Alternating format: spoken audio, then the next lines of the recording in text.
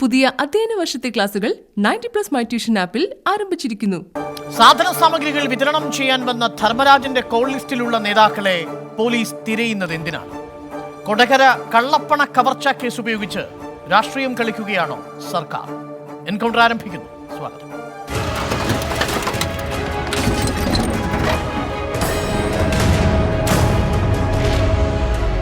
Sir, ഒരു പാലമിട്ടാൽ അങ്ങോട്ടും ഇങ്ങോട്ടും എന്ന് പണ്ട് കേട്ടിട്ടുണ്ട്. ഒരു കുഴലിട്ടാൽ അങ്ങോട്ടും ഇങ്ങോട്ടും എന്നാവരുത് അത് എന്നുള്ളത് ഇവിടെ സൂചിപ്പിക്കാൻ ഞാൻ ആഗ്രഹിക്കുന്നു. ഒരു സുപ്രഭാതത്തിൽ എൻഫോഴ്സ്മെന്റ് ഡയറക്ടറേറ്റും കേസ് അന്വേഷണ ഏജൻസികളെല്ലാം തെരഞ്ഞെടുപ്പിന് തൊട്ട് മുമ്പ് ഒരു സുപ്രഭാതത്തിൽ കേസ് അന്വേഷണം എല്ലാം അവസാനിപ്പിച്ചു. സർ, അതുപോലെ ഈ കേസ് അന്വേഷണം അവസാനിപ്പിക്കപ്പെടുമോ? നിങ്ങൾ രണ്ടു കൂട്ടർക്കും അങ്ങോട്ടും ഇങ്ങോട്ടും കേസുണ്ട്. നിങ്ങൾ രണ്ടു കൂട്ടരും തമ്മിൽ ഒരു ധാരണയിലെത്തി ഈ കേസുകൾ ഇല്ലാതാകുമോ എന്ന് കേരളം സംശയിക്കുന്നു. ഒത്തുതീർപ്പിൻ്റെ ഒക്കെ വിദഗ്ധന്മാരാരാണെന്ന് നാട്ടിൽ നല്ലതുപോലെ അറിയാമല്ലോ. ഞങ്ങളൊന്നും ഒത്തുതീർപ്പിൻ്റെ ആൾക്കാരല്ലല്ലോ ഏത് കാര്യത്തിൽ. സർ, ഇവിടെ തൊഗാഡിയക്കെതിരെ നേരത്തെ ചാർജ് ചെയ്തിരുന്ന കേസ് പിൻവലിച്ചത് ആരായിരുന്നു? ഞങ്ങൾ നിങ്ങളുടെ കളറിയിൽ നിന്നല്ല വന്നിട്ടുള്ളത്. ഒരു ഒത്തുതീർപ്പിൻ്റെ ഭാഗമായിട്ട് ഞങ്ങൾ പോയിട്ടില്ല. ഒരു ഒത്തുതീർപ്പിന് ഞങ്ങൾ ഇല്ലാതാനും. കൊടകര കള്ളപ്പണ കേസിൽ ഭരണ പ്രതിപക്ഷ വാക്പോര് സഭയിൽ. കുഴലിട്ട് അങ്ങോട്ടും ഇങ്ങോട്ടും പാലം പണിയരുതെന്ന് സ്വർണ്ണക്കടത്ത് കേസ് ഓർമ്മിപ്പിച്ച് പ്രതിപക്ഷം. ആ കളരി തങ്ങളുടേതല്ലെന്ന് ഭരണപക്ഷം. കൊടകര കള്ളപ്പണ കവർച്ചാ കേസിൽ BJPയെ കുരുക്കാൻ സർക്കാരും പോലീസും ശ്രമിക്കുന്നുവെന്ന് ആവർത്തിച്ച് പ്രതിരോധിക്കുകയാണ് BJP സംസ്ഥാന നേതൃത്വം. സംസ്ഥാന പാർട്ടി അധ്യക്ഷനെ ഒറ്റതിരിഞ്ഞ് വേട്ടയാടാൻ അനുവദിക്കില്ലെന്ന പ്രഖ്യാപനവുമായാണ് ഒറ്റക്കെട്ടായി നേതാക്കൾ ഇന്ന് മാധ്യമങ്ങളെ കണ്ടത്. വാദിയുടെ കോൾ ലിസ്റ്റ് പരിശോധിക്കുന്നത് എന്തിനെന്ന് ആവർത്തിക്കുകയാണ് BJP. പ്രചരണ സാമഗ്രി വിതരണക്കാരൻ ധർമ്മരാജന്റെ കോൾ ലിസ്റ്റിൽ ഇനി ആരെല്ലാം?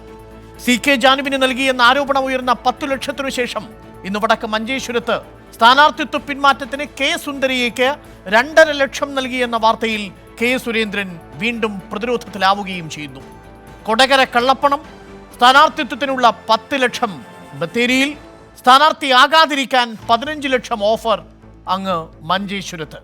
എല്ലാം വിരൽ ചൂണ്ടുന്നത് ഒരേ ദിശയിലേക്കാണോ? എൻകൗണ്ടർ പരിശോധിക്കുന്നു.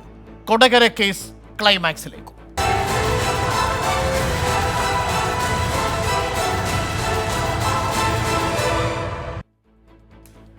അതിഥികളായി നമുക്കൊപ്പം DYFI സംസ്ഥാന secretary A. Rahim, BJP Thiruvananthapuram ജില്ലാ president VV Rajesh, youth Congress vice president Rijil Makkutty, supreme കോടതി അഭിഭാഷകനായ അഡ്വക്കേറ്റ് MR അഭിലാഷ് എന്നിവർ. ആദ്യം BJP തിരുവനന്തപുരം ജില്ലാ പ്രസിഡന്റ് VV രാജേഷിലേക്ക്. ശ്രീ VV രാജേഷ്, ഏറെക്കാലമായി നമ്മൾ കണ്ടിട്ട് എനിക്കൊരു വളരെ സ്ട്രെയിറ്റ് ആയ ചോദ്യത്തിൽ നിന്ന് നമ്മളുടെ ഈ ചർച്ച ആരംഭിക്കണമെന്നുണ്ട്.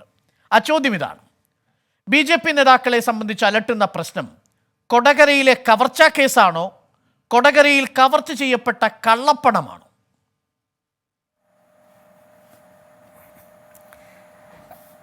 അരുൺ, ഞങ്ങളെ സംബന്ധിച്ച് അലട്ടലൊന്നുമില്ല. ഞങ്ങൾ ഗൗരവമായി ചർച്ച ചെയ്യുന്ന, ചിന്തിക്കുന്ന ഒരു വിഷയം, ചില സീറ്റുകളിൽ ഞങ്ങൾ ജയിക്കുമെന്ന് പ്രതീക്ഷിച്ചു. ആ സീറ്റുകൾ ജയിക്കാൻ സാധിച്ചില്ല. ഞങ്ങളുടെ ഒരു സിറ്റിംഗ് സീറ്റ് നഷ്ടപ്പെട്ടു. ഇതാണ് അങ്ങ് പറഞ്ഞതുമായി ഏറെക്കുറെയെങ്കിലും താരതമ്യം ചെയ്യാൻ പറ്റുന്ന ഒരു വിഷയം. ഇതെങ്ങനെ പരിഹരിച്ച് വരാൻ പോകുന്ന തെരഞ്ഞെടുപ്പുകൾ മുന്നോട്ട് കൊണ്ടുപോകാം, ഞങ്ങളുടെ പ്രവർത്തകരെ ഏതു തരത്തിൽ നമുക്ക് മുന്നോട്ട് നയിക്കാം, ഇതാണ് ഞങ്ങളിപ്പോൾ ഗൗരവമായി ചർച്ച ചെയ്യുന്ന പ്രശ്നം. അതിനിടയ്ക്ക് ഇത്തരത്തിലുള്ള വാർത്തകളും വിഷയങ്ങൾ വരുമ്പോഴേക്കും സ്വാഭാവികമായിട്ട് കൈകാര്യം ചെയ്യുന്ന രീതിയിൽ കൈകാര്യം ചെയ്യുക. അതിലപ്പുറം ഞങ്ങൾക്ക് ഒരു അലട്ടലും അല്ലലും ഇല്ല. ശരി, ഈ കവർച്ചാ കേസ് നിങ്ങളെ അലട്ടുന്നില്ല. കള്ളപ്പണം ഈ കൊടകരയിൽ നിങ്ങളുടെ തിരഞ്ഞെടുപ്പുമായി ബന്ധപ്പെട്ട് സാധന സാമഗ്രികൾ വിതരണം ചെയ്യാൻ വന്ന സംഘത്തിൻ്റെ പക്കൽ നിന്ന് പോലീസ് കണ്ടെത്തുന്നു, അല്ലെങ്കിൽ അതുമായി ബന്ധപ്പെട്ട ഒരു വാർത്ത പുറത്തേക്ക് വരുന്നു എന്നതിൽ BJPക്ക് ഒരു തരത്തിലുള്ള വിഷമമോ സങ്കടമോ അലട്ടലോ ഇല്ലേ? ഞങ്ങൾക്ക് വിഷമം യാതൊന്നുമില്ല. ഞങ്ങൾക്ക് മാധ്യമങ്ങളെക്കുറിച്ച് ഓർത്തിട്ടാണ് വിഷമം.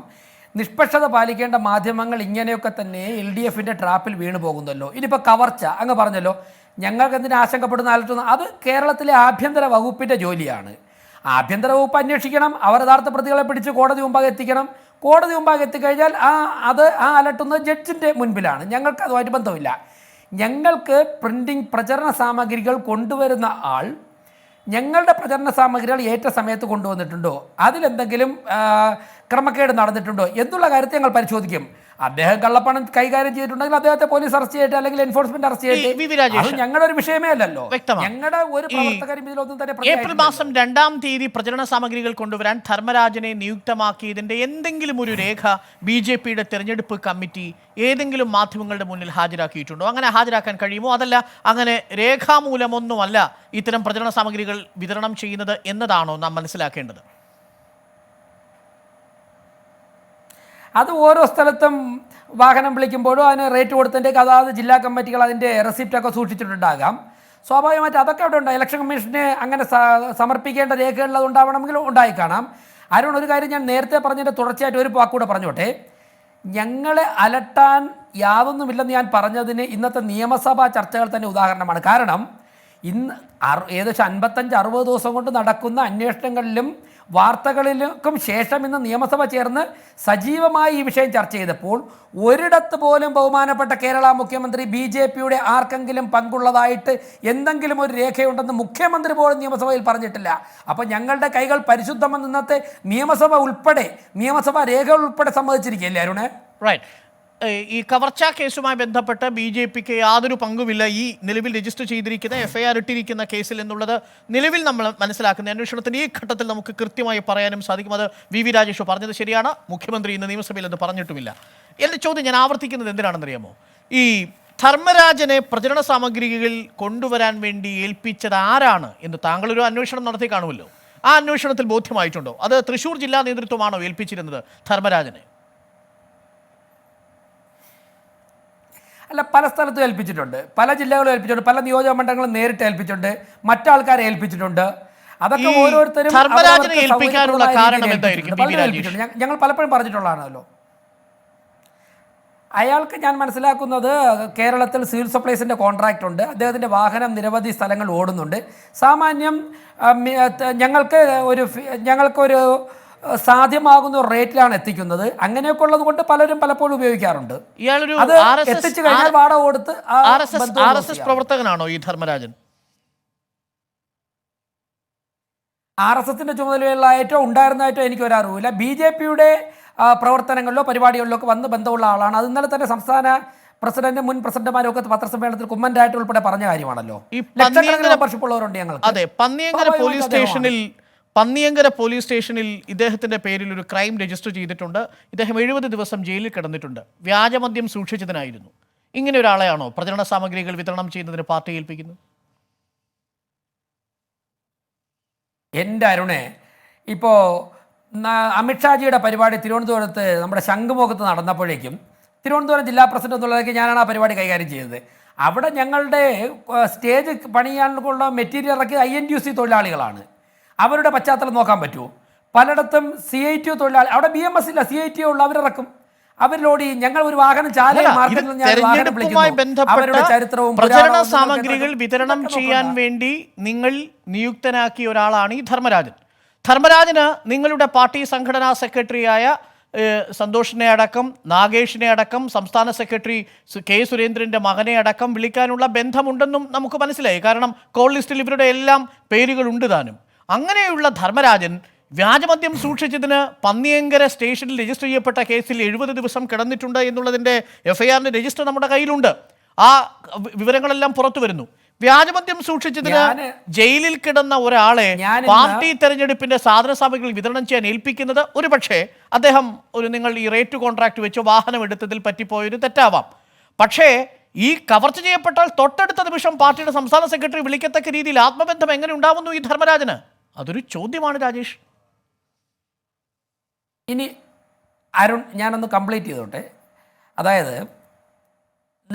ഇപ്പോൾ ഒരു പ്രിൻ്റ് ചെയ്യുന്ന ഒരു പ്രസ്സിൽ നിന്നും ഒരു സ്ഥലത്ത് ഒരു മെറ്റീരിയൽ എത്തിക്കണം. ഇതാണ് ധർമ്മരാജന് പലർക്കും കൊടുത്ത വർക്കിൻ്റെ കൂട്ടത്തിൽ ധർമ്മരാജന് കൊടുത്തൊരു വർക്ക്. ആ വർക്ക് അദ്ദേഹം കൃത്യമായിട്ട് ചെയ്യുന്നു എന്നുള്ളത് മാത്രമാണ് ഞങ്ങൾ നോക്കുന്നത്. ഞാൻ നേരത്തെ പറഞ്ഞല്ലോ, ലക്ഷക്കണക്കിന് പേർ പാർട്ടിയിൽ മെമ്പർഷിപ്പ് എടുത്തിട്ടുണ്ട്. അവർക്ക് പല പശ്ചാത്തലങ്ങളുണ്ടാകാം. പക്ഷേ ഇദ്ദേഹം പാർട്ടിയുടെ ഒരു ചുമതലക്കാരനോ ഭാരവാഹിയോ ഒന്നുമല്ല.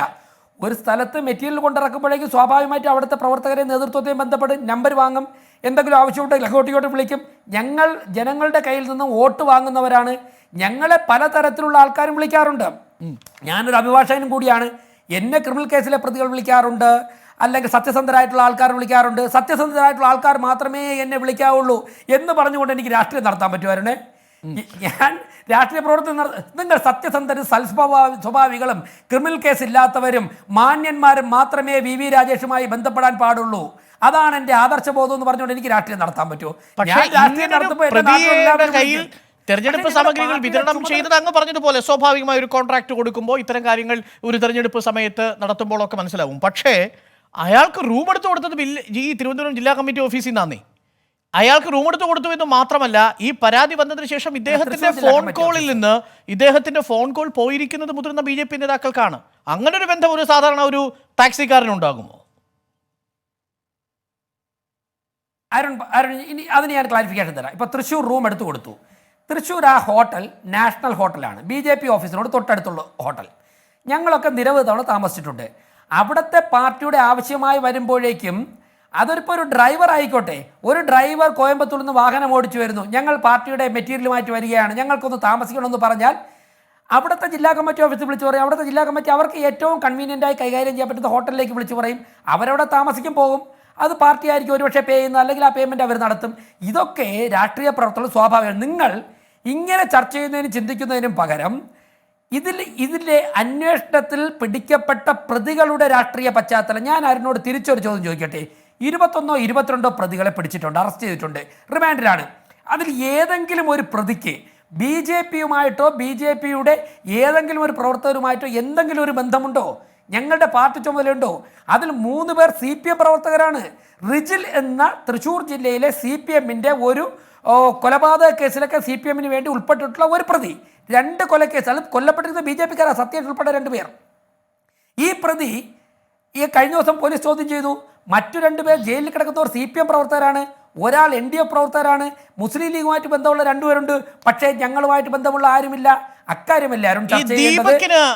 BJPയുമായി ബന്ധം എന്തെങ്കിലും ഉണ്ടോ രാജേഷ്? പിടിയിലായ ദീപകിന്, പ്രതിയായ ദീപകിന് ഒരു ബന്ധവുമില്ല, ഒരു ബന്ധവുമില്ല. ദീപകിന്റെ അളിയൻ ഈ കേസിലെ പ്രതിയാണ്. ദീപകിന് BJPയുമായിട്ട് യാതൊരു തരത്തിലുള്ള ബന്ധവുമില്ല. പാർട്ടി പരിപാടിക്ക് ഒരു പക്ഷെ വന്നിട്ടുണ്ടാകാം, അല്ലാതെ യാതൊരു തരത്തിലുള്ള ബന്ധവുമില്ല. ശരി, അപ്പൊ ഇത് കവർച്ച കേസിലാണ് യഥാർത്ഥത്തിൽ അന്വേഷണം നടക്കേണ്ടത്. കള്ളപ്പണ കേസ് നമ്മൾ അന്വേഷിക്കുകയോ ഈ പണത്തിന്റെ സോഴ്സ് എവിടെ നിന്ന് അന്വേഷിക്കുകയോ ചെയ്യേണ്ടതില്ലെന്നൊരു നിലപാടാണോ രാജേഷിന്? ഇല്ല, അങ്ങനെ നിലപാടില്ല. ഇതിൽ കള്ളപ്പണത്തിന് ബന്ധപ്പെട്ടിട്ടുണ്ട് എന്നുണ്ടെങ്കിൽ കേരള ഗവൺമെന്റ് കള്ളപ്പണം അന്വേഷിക്കാൻ ഉത്തരവാദിത്തപ്പെട്ട ഏജൻസികളെ ഏൽപ്പിക്കാൻ വേണ്ടി കേരള ഗവൺമെന്റ് തീരുമാനിക്കണം. രാജേഷ് അഭിഭാഷകനാണല്ലോ. രാജേഷ്, ഈ ഏപ്രിൽ മാസം 3-ാം തീയതി ഈ കവർച്ച നടക്കുമ്പോൾ 25 ലക്ഷം രൂപയാണ് ഈ വാഹനത്തിൽ നിന്ന് FIR പ്രകാരം പോയിരിക്കുന്നത്. അതിൽ ഷംജീർ കൊടുത്തിരിക്കുന്ന കേസാണുള്ളത്. ധർമ്മരാജൻ നേരിട്ട് കേസ് കൊടുത്തിട്ടില്ല. ആ വിഷയം താങ്കൾക്ക് ബോധ്യപ്പെട്ടിട്ടുണ്ടാകുമെന്നാണ് ഞാൻ മനസ്സിലാക്കുന്നത്. FIR കൊടുത്തിരിക്കുന്ന ഷംജീർ പറഞ്ഞിരിക്കുന്ന പരാതിയിൽ ഈ 25 ലക്ഷം രൂപയും 8 ലക്ഷം രൂപ വില വരുന്ന കാറുമാണ് മോഷണം പോയിരിക്കുന്നത്. ഈ 25 ലക്ഷം രൂപ ഒരു തെരഞ്ഞെടുപ്പ് കാലത്തൊരു വാഹനത്തിൽ രേഖകളില്ലാതെ കടത്തുന്നത് നിയമപ്രകാരമാണോ? അത് കള്ളപ്പണമാണ് എന്നുള്ളത് ഏകദേശം നമുക്ക് ഉറപ്പിക്കാൻ കഴിയുമോ? നമ്പർ 2, അത് ആ അന്വേഷണത്തിന്റെ ഒരു ഘട്ടത്തിൽ അത് 25 ലക്ഷം രൂപയല്ലെന്നും ആ കാറിൽ ഉണ്ടായിരുന്നത് 3.5 കോടി രൂപയാണെന്നും അതിൽ 1.25 കോടി രൂപ പോലീസ് കണ്ടെത്തുകയും ചെയ്യുന്നു. ഈ പണം കള്ളപ്പണമാണോ അല്ലയോ എന്ന് ഒരു അന്വേഷണം നടക്കണമല്ലോ പ്രാഥമികമായി. ആ അന്വേഷണം നടക്കുന്നത് ആരാ എതിര്, ആദരാ തടസ്സം? അല്ല, അവിടെയാണ് ഈ ധർമ്മരാജന്റെ കോൾ ലിസ്റ്റ് പരിശോധിക്കാതെ ആ അന്വേഷണം നടക്കുമോ രാജേഷ്? ഞാൻ കംപ്ലീറ്റ് ചെയ്യട്ടെ. 25 ലക്ഷം രൂപ ഷംജീറിന്റെ കയ്യിൽ നിന്നാണ് നഷ്ടപ്പെട്ടതെങ്കിൽ ആ പണം ഷംജീറിന് എവിടെ നിന്ന് കിട്ടിയെന്ന് പറയാൻ വേണ്ടി ഷംജീർ ബാധ്യസ്ഥനാണ്. അതിൻ്റെ രേഖകൾ ഷംജീർ ഉത്തരവാദിത്തപ്പെട്ട ഏജൻസികളുടെ മുൻപാകെ സമർപ്പിക്കുവാൻ വേണ്ടി ബാധ്യസ്ഥനാണ്. അങ്ങനെ ഷംജീർ സമർപ്പിക്കാത്ത പക്ഷം ആ പണം കള്ളപ്പണത്തിന്റെ പട്ടികയിൽ ട്രീറ്റ് ചെയ്യണം. അതിൻ്റെതായ രീതിയിലുള്ള ഏജൻസികളെ ഉപയോഗിച്ചുകൊണ്ട് അന്വേഷണം നടത്തണം. ഷംജീർ ശിക്ഷിക്കപ്പെടണം. പങ്കുണ്ട്. ധർമ്മരാജന്റെ ഡ്രൈവർ അല്ലേ? അല്ല, ഷംജീറും ശിക്ഷിക്കപ്പെടണം. അതിൽ ധർമ്മരാജന് പങ്കുണ്ടെങ്കിൽ ധർമ്മരാജന് നിയമ നടപടിക്ക് വിധേയമായിക്കോട്ടെ. അതിൽ ഞങ്ങൾക്ക് എന്താ പ്രശ്നം? അതുമായി ബന്ധപ്പെട്ട് അതായത് ധർമ്മരാജൻ കള്ളപ്പണക്കാരനാണെങ്കിൽ ധർമ്മരാജന്റെ കോൾ ലിസ്റ്റിൽ ഈ പണം കൊണ്ടുവരുന്നതും പണം എങ്ങോട്ട് കൊണ്ടുപോകുന്നതെന്നും അറിയാൻ ധർമ്മരാജന്റെ കോൾ ലിസ്റ്റിലുള്ളവരെ പോലീസ് ട്രേസ് ചെയ്യുന്നത് സ്വാഭാവികമല്ലേ? അതിൽ 24 സെക്കൻഡ് സംസാരിച്ച പാർട്ടിയുടെ സംസ്ഥാന അധ്യക്ഷന്റെ മകനെ നാളെ മൊഴിയെടുപ്പിക്കാൻ വിളിക്കുന്നതിൽ അസ്വാഭാവികത കാണേണ്ട കാര്യമുണ്ടോ? ഞങ്ങളുടെ ഏതെങ്കിലും ഒരു പാർട്ടി പ്രവർത്തകരെ മൊഴിയെടുക്കാൻ വേണ്ടി വിളിപ്പിച്ചതിൽ ഒരു നിമിഷമെങ്കിലും ഞങ്ങൾ ചെല്ലില്ലെന്ന് പറഞ്ഞിട്ടുണ്ടോ? ഞങ്ങൾ ചെല്ലാതിരുന്നിട്ടുണ്ടോ? ഞങ്ങൾ കോടതിയെ സമീപിച്ചിട്ടുണ്ടോ? ഞങ്ങൾ ആ പോലീസുകാർക്കെതിരെ മാർച്ച് നടത്തിയിട്ടുണ്ടോ? ഞങ്ങൾ നെഞ്ചുവേദന അഭിനയിച്ചിട്ടുണ്ടോ? ഞങ്ങൾ ബെഡ് പാനും കൊണ്ട് ഓടി നടന്നിട്ടുണ്ടോ? ഞങ്ങൾ കോവിഡ് പിടിച്ച് വീട്ടിൽ കിടന്നിട്ടുണ്ടോ? ഞങ്ങൾ ആയുർവേദ ചികിത്സയ്ക്ക് പോയിട്ടുണ്ടോ? ഒന്നിനും പോയിട്ടില്ലല്ലോ. റീസണബിൾ ടൈം വാങ്ങിച്ചുകൊണ്ട് ഞങ്ങൾ തൃശ്ശൂരെത്തി. ആ അന്വേഷണ ഏജൻസികൾ ആവശ്യപ്പെട്ട സമയത്തോളം ഞങ്ങൾ അവരുടെ മുൻപാകെ ഇരുന്നു. അവർ ചോദിച്ച എല്ലാ കാര്യങ്ങൾക്കും സാറ്റിസ്ഫാക്ടറി ആയിട്ടുള്ള മറുപടികൾ ഞങ്ങൾ കൊടുത്തു. ഇനിയും ഞങ്ങളുടെ ആരെ വിളിച്ചു കഴിഞ്ഞാൽ ഞങ്ങൾ പോകാൻ തയ്യാറാണ്. പക്ഷേ ഞങ്ങൾ തിരിച്ചു ചോദിക്കുന്നു, നിങ്ങൾ കഴിഞ്ഞ 50 ദിവസം കൊണ്ട് ഞങ്ങളുടെ നിരവധി നേതാക്കന്മാരെയും പാർട്ടി പ്രവർത്തകരെയും വിളിച്ചു വരുത്തിയിട്ട് ഒരാളുടെ പേരിൽ പോലും നിങ്ങൾക്ക് ഒരക്ഷരം പോലും എഴുതി ചേർക്കാൻ സാധിച്ചില്ല എന്നുള്ളിടത്താണ് ബാംഗ്ലൂരിൽ കിടക്കുന്ന മയക്കുമരുന്ന് കേസും സ്വർണ്ണക്കടത്തിൽ ഞങ്ങൾ സ്വീകരിച്ചെടുത്ത ധൈര്യപൂർവ്വം സ്വീകരിച്ച ബോൾഡായിട്ടുള്ള നിലപാടുണ്ടല്ലോ, അതിന്റെ രാഷ്ട്രീയ പകപോക്കലാണിത് എന്ന് ഞങ്ങൾക്ക് ആവർത്തിച്ച് പറയേണ്ടി വരുന്നത്. പറഞ്ഞോട്ടെ, ഞാൻ ഒന്ന് റഹീമിലേക്ക് പോയതിനു ശേഷം രണ്ടാം റൗണ്ടിലേക്ക് വരാം. രാജേഷ് ഉന്നയിച്ച പ്രധാനപ്പെട്ട പ്രശ്നത്തിന്റെ കാര്യം എനിക്ക് റഹീമിനോട് തീർത്തോളൂ. ഒറ്റ പോയിന്റിലോ പറഞ്ഞ കംപ്ലീറ്റ് ആവും. അതായത് ഞാൻ ഈ മൊഴിയെടുക്കപ്പെടാൻ പോയ പലരെയും വിളിച്ചു ചോദിച്ചു. അവരിൽ പലരും പറയുന്നത് അവിടെ ചെന്നിട്ട് ഞങ്ങൾ അകത്ത് കയറി റൂം അടച്ചു കഴിഞ്ഞാൽ ഞങ്ങളുടെ അപ്പുറത്തൊരു കസേരയിൽ ഇരുത്തിയിരിക്കുക. അവസാനം ഒരു 15 മിനിറ്റ് നിങ്ങൾ ഈ കോളൊക്കെ ആരെ വിളിച്ചാൽ എന്തിനു വിളിച്ചാന്ന് ചോദിച്ചിട്ട് വെറുതെ വിടുകയാ. ഒരു 3-3.5 മണിക്കൂറോളം ഞങ്ങൾ അപ്പുറത്തോട്ട് ഇരുത്തിയിരിക്കുന്നു. എൻ്റെ അരുണ ഈ നാടകം അതിനകത്ത് നടക്കുന്നത്. ഇനി അങ്ങ് തുറന്നോളൂ. അല്ല, അങ്ങനെ ഒരു നാടകത്തിൽ ഇപ്പോൾ പാർട്ടി അധ്യക്ഷനോ മറ്റു നേതാക്കളോ പോകുന്നതിൽ നമ്മൾ അത്ര വലിയ ആശങ്കപ്പെടാനോ മാധ്യമങ്ങളെ കാണേണ്ട കാര്യമൊന്നും ഇല്ലല്ലോ രാജേഷ്. നേരെ പോവുക, ഈ ചോദ്യങ്ങൾക്കെല്ലാം മറുപടി പറയുക, തിരിച്ചു പോരുക. അതോടുകൂടി മാത്രവുമല്ല, ഇതിൽ ഈ എൻഫോഴ്സ്മെന്റ് ഡയറക്ടറേറ്റ് അടക്കം ഈ വിഷയത്തിൽ കേസെടുക്കേണ്ട ഒരു കാര്യമാണ്. ഇതിൽ വിവരങ്ങൾ ചോദിച്ചിട്ടുണ്ടെന്ന് ഞാൻ മനസ്സിലാക്കുന്നത്. ഞാൻ തിരിച്ചു വരാം രാജേഷ്. ഈ ശ്രീ റഹീം, ശ്രീ വി രാജേഷ് ചോദിച്ച വളരെ പ്രസക്തമായ ഒരു കാര്യമുണ്ട്. 50 ദിവസമായി ഈ കേസിന്റെ അന്വേഷണം തുടങ്ങി. ഏപ്രിൽ മാസം 7-ാം തീയതിയാണ് രാത്രി 9:55 കൊടകര പോലീസിൽ ഈ പരാതി ലഭിക്കുന്നത്. അവിടെ മുതൽ ഇങ്ങോട്ട് അന്വേഷണം സജീവമായി നടക്കുന്നു. അതിൽ 22 പ്രതികളെ പിടിക്കുന്നു. ആ പ്രതികളിൽ ഒരാൾക്ക് പോലും BJPയുടെ മിസ്ഡ് കോൾ അടിച്ചിട്ടുള്ളൊരു പ്രാഥമിക അംഗത്വം പോലും ഉണ്ടെന്ന് തെളിയിക്കാൻ ഈ പോലീസിന് സാധിച്ചിട്ടില്ല. പക്ഷേ പുറത്തു വരുന്ന വാർത്തകൾ, കൊടുക്കുന്ന മൊഴികൾ എല്ലാം BJP സംസ്ഥാന നേതൃത്വത്തിനെതിരാണ്. റഹീം, ഇത് ഒരു ചെറിയ കളിയല്ല എന്നാണ് വി രാജേഷ് പറയുന്നത്. ഇത് നിങ്ങളുടെ സ്വർണ്ണക്കടത്തും ബാംഗ്ലൂരിലെ കേസിനെയും മറിച്ച് മാറ്റാനുള്ള, അല്ലെങ്കിൽ അതിനെ ഒതുക്കി തീർക്കാനോ അതിനെ പുറത്തൊരു പുറമോടിയിടാനോ ഉള്ള ശ്രമമാണ് ഈ വീണ് കിട്ടിയ കൊടകര കേസ്. ഇതിന് BJPയുമായി ഒരു ബന്ധമില്ലെന്ന് വെല്ലുവിളിക്കുകയാണ് വി രാജേഷ്. ഞങ്ങൾക്ക് ഒത്തീർക്കാൻ വേണ്ടിയിട്ടാണല്ലോ ഇന്ന് കാസർഗോഡ് പോലീസ്, ബദിയടുക്ക പോലീസ് കേസെടുത്തത് സുരേന്ദ്രനെതിരെ. പിന്നെ ഇവിടെ ഇദ്ദേഹം പറയുന്നത് BJPയുമായുള്ള ബന്ധം തെളിയിക്കാൻ പോലീസിന് കഴിഞ്ഞു എന്ന്. പോലീസ് കേസന്വേഷിക്കുന്നത് ഏതെങ്കിലും ഒരു കേസിലെ പ്രതികൾക്ക് രാഷ്ട്രീയ ബന്ധം കണ്ടെത്താനും അവരുടെ രാഷ്ട്രീയ ബന്ധം അസർട്ടൻ ചെയ്ത് ജനങ്ങളോട് വിളിച്ചു പറയാനും വേണ്ടിയിട്ടല്ല. പോലീസ് കേസന്വേഷിക്കുന്നത് ഒരു ക്രൈമാണ്.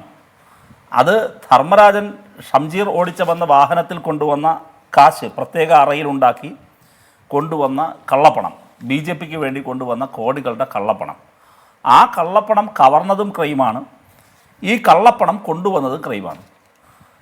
ആദ്യം ഒരാൾ പോയി പരാതി കൊടുക്കുന്നു. പരാതി കൊടുക്കുന്ന വാദി പറയുന്നത് 25 ലക്ഷം മാത്രമെന്നാണ്.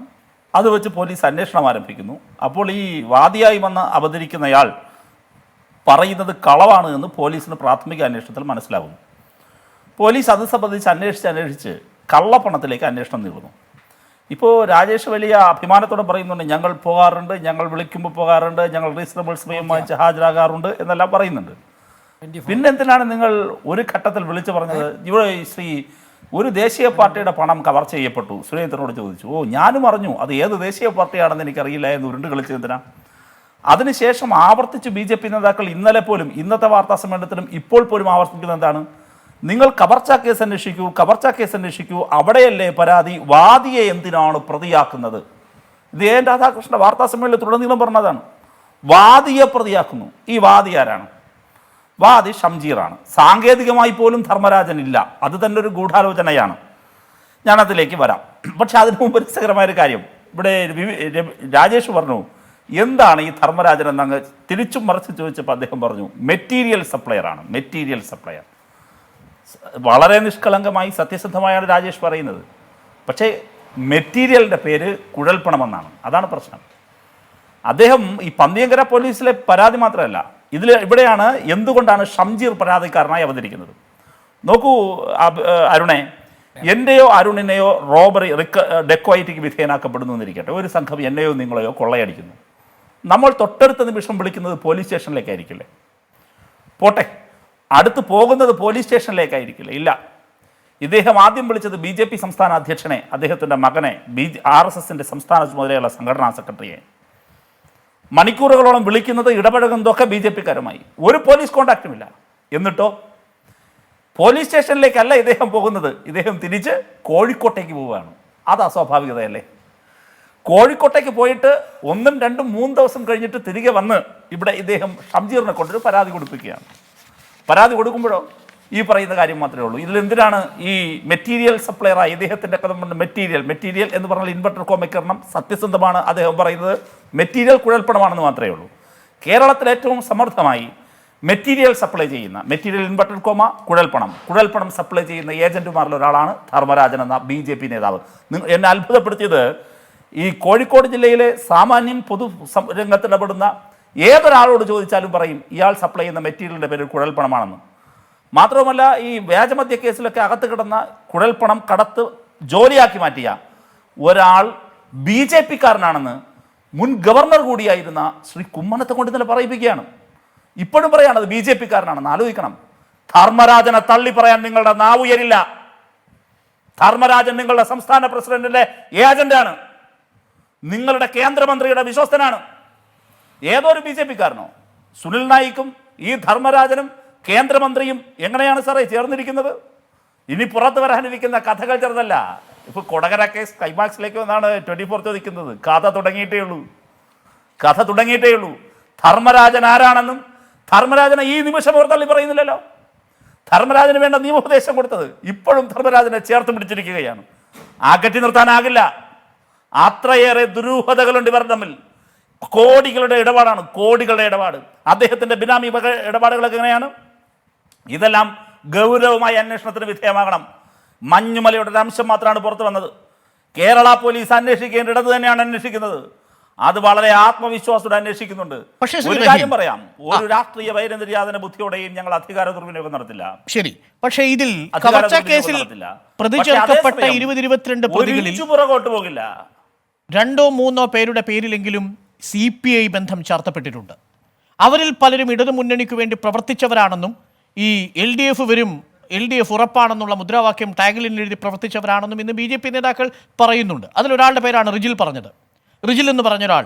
അദ്ദേഹം ഒരു പാർട്ടി കൊലപാതക കേസിൽ തന്നെ പ്രതിയാർക്കപ്പെട്ടിരിക്കുന്നയാളാണെന്നാണ് പറയുന്നത്.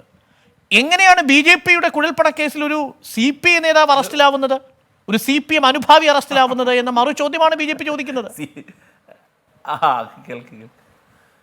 അങ്ങ് മനസ്സിലാക്കേണ്ടത് ഈ കുഴൽപ്പണം കവർന്ന സംഭവമാണ് ഇവർ പറയുന്നത്. 2 ക്രൈമുണ്ടേ ഇവിടെ. 2 ക്രൈമുണ്ടേ.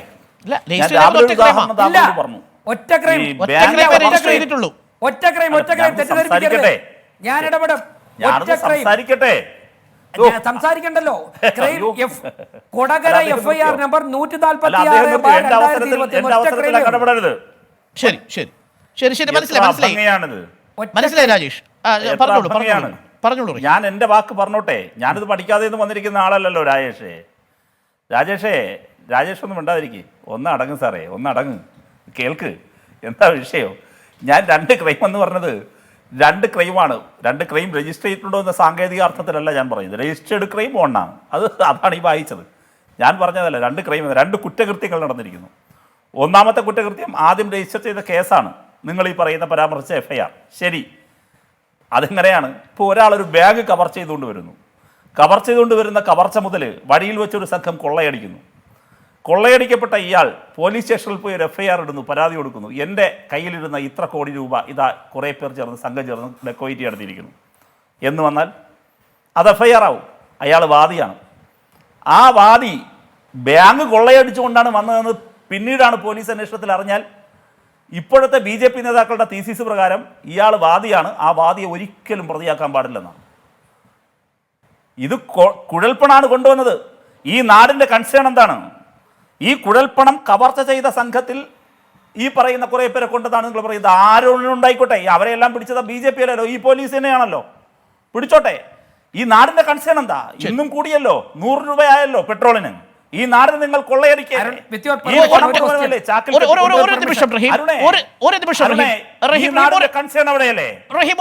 ഒരു നിമിഷം എനിക്ക് രാജേഷിന് ഒരു അവസരം കൊടുക്കണം, കാരണം രാജേഷ് ഇടപെടുന്നുണ്ട്.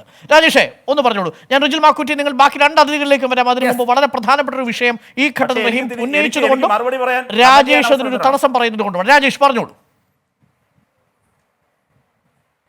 ഞാൻ റെലവൻ്റ് ആയിട്ടൊരു ചോദ്യം, റഹീമിൻ്റെ ഈ ആർഗ്യുമെൻറ്റിനെ പാർഷ്യലി അഡ്മിറ്റ് ചെയ്തുകൊണ്ട് ഞാൻ പറയുന്നു. ഇനിയിപ്പോൾ 2 ക്രൈമായിട്ട് നിങ്ങൾക്ക് ട്രീറ്റ് ചെയ്യാം. പിടിച്ച പണം പിന്നീടാണ് കണ്ടത് കള്ളപ്പണമാണെന്ന് കണ്ടെത്തി. അങ്ങനെയാണെങ്കിൽ 45 ദിവസം കൊണ്ട് നിങ്ങളുടെ കൈകൾ എന്താ? നിങ്ങളുടെ പോലീസിൻ്റെ കൈകൾ മാങ്ങ പറിക്കാൻ പോയിരിക്കുകയായിരുന്നു റഹീമെ. രണ്ടാമത്തേന് കേസെട്, അത് കള്ളപ്പണമെങ്കിൽ കേസെട്, അതിന്റെ പ്രതികളെ അറസ്റ്റ് ചെയ്യ്, അതിന് മറുപടി പറയാം. രാജേഷേ ഒരു സംശയം എനിക്കുണ്ട്. റഹീമിലേക്ക് വരുന്നതിന് മുമ്പ്, ഇത് കള്ളപ്പണമാണെങ്കിൽ കേസെടുക്കുന്നത് ഏത് വകുപ്പ് പ്രകാരമാണ് കേരള പോലീസ്? നിങ്ങൾ അതിന് അധികാരപ്പെട്ട ഏജൻസി ഏൽപ്പിക്കണം, കേരള ഗവൺമെന്റ് ഏൽപ്പിക്കണം. നിങ്ങൾ ഏൽപ്പിക്കാൻ മടിക്കുന്നു. അതാണ് സാർ നിങ്ങൾ ഏൽപ്പിക്കൂ. അതാണ് സാർ പ്രശ്നം. ഇവിടെ കേരള പോലീസ് FIR ഇട്ടൊരു കേസ് അന്വേഷിച്ചു കൊണ്ടിരിക്കുന്നു. ആ കേസിന്റെ ഒരു ഘട്ടത്തിൽ 25 ലക്ഷം എന്ന് പറഞ്ഞത് 1,36 ലക്ഷമായി കണക്കാക്കുന്നു. വീണ്ടും കേരള പോലീസ് അന്വേഷണം അവസാനിച്ചിട്ടില്ല. ആ അന്വേഷണം തുടരുന്നതിനിടയ്ക്ക് ഇതൊരു കള്ളപ്പണ കേസാണെന്ന് ബോധ്യമാവുന്നു. പക്ഷേ ഈ കേസിലേക്ക് സ്വർണ്ണക്കടത്തിന്റെ പേരിൽ ഒരൊറ്റ പരാതി കൊണ്ട് 24 മണിക്കൂർ മുമ്പ് ഓടിയെത്തിയ അന്വേഷണ ഏജൻസിയെ കാണാനില്ല. എവിടെയാണ് ശ്രീ രാജേഷ് അന്വേഷണ ഏജൻസി? ഞങ്ങളുടെ ജോലിയാണോ അത്? ഞങ്ങളുടെ ജോലിയാണോ? നിങ്ങളുടെ ജോലിയല്ല, ഈ കേന്ദ്ര അന്വേഷണ ഏജൻസിയുടെ ജോലിയാണ്. ഞാൻ ഒരു നിമിഷം നിങ്ങളിലേക്ക് വരാം, റഹീമിലേക്ക് ഞാൻ വരാം. അതിനു മുമ്പ് എനിക്ക് അഭിലാഷ് പറയും ഇത് എന്തുകൊണ്ടാണ് ഇത് EDയുടെ പരിഗണനയിൽ വരേണ്ട കേസാകുന്നതെന്ന്. ഏജൻസി ഏറ്റെടുക്കണമെങ്കിൽ സംസ്ഥാന സർക്കാർ ആവശ്യപ്പെടണം. MR അഭിലാഷ് ഒരൊറ്റ സംശയം എനിക്ക് ഈ ഘട്ടത്തിൽ, ബാക്കി വിഷയങ്ങളിലേക്ക് വരുന്നതിന് മുമ്പ് ഈ കേസിൽ ED ഇടപെടണമെങ്കിൽ സംസ്ഥാന സർക്കാർ ക്ഷണിച്ചു വരുത്തണമോ എന്നതാണ് ചോദ്യം. MR അഭിലാഷ്, എനിക്ക് ടെക്നിക്കൽ ഉത്തരം കിട്ടണം, അതിനുശേഷം ഞാൻ നിങ്ങളിലേക്ക് മടങ്ങി വരാം. MR അഭിലാഷ്, ഈ കേസിൽ ഈ ഘട്ടത്തിൽ EDക്ക് ഇടപെടണമെങ്കിൽ സംസ്ഥാന സർക്കാർ ഇൻവിറ്റേഷൻ കൊടുത്ത് വിളിക്കണോ?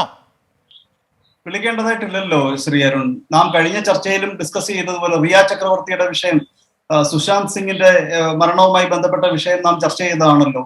അന്ന് ED പട്ന പോലീസിനോട് ആവശ്യപ്പെടുകയായിരുന്നു FIRന്റെ വിശദാംശങ്ങൾ. കാരണം FIRൽ 420 ഇട്ടിട്ടുണ്ടായിരുന്നു.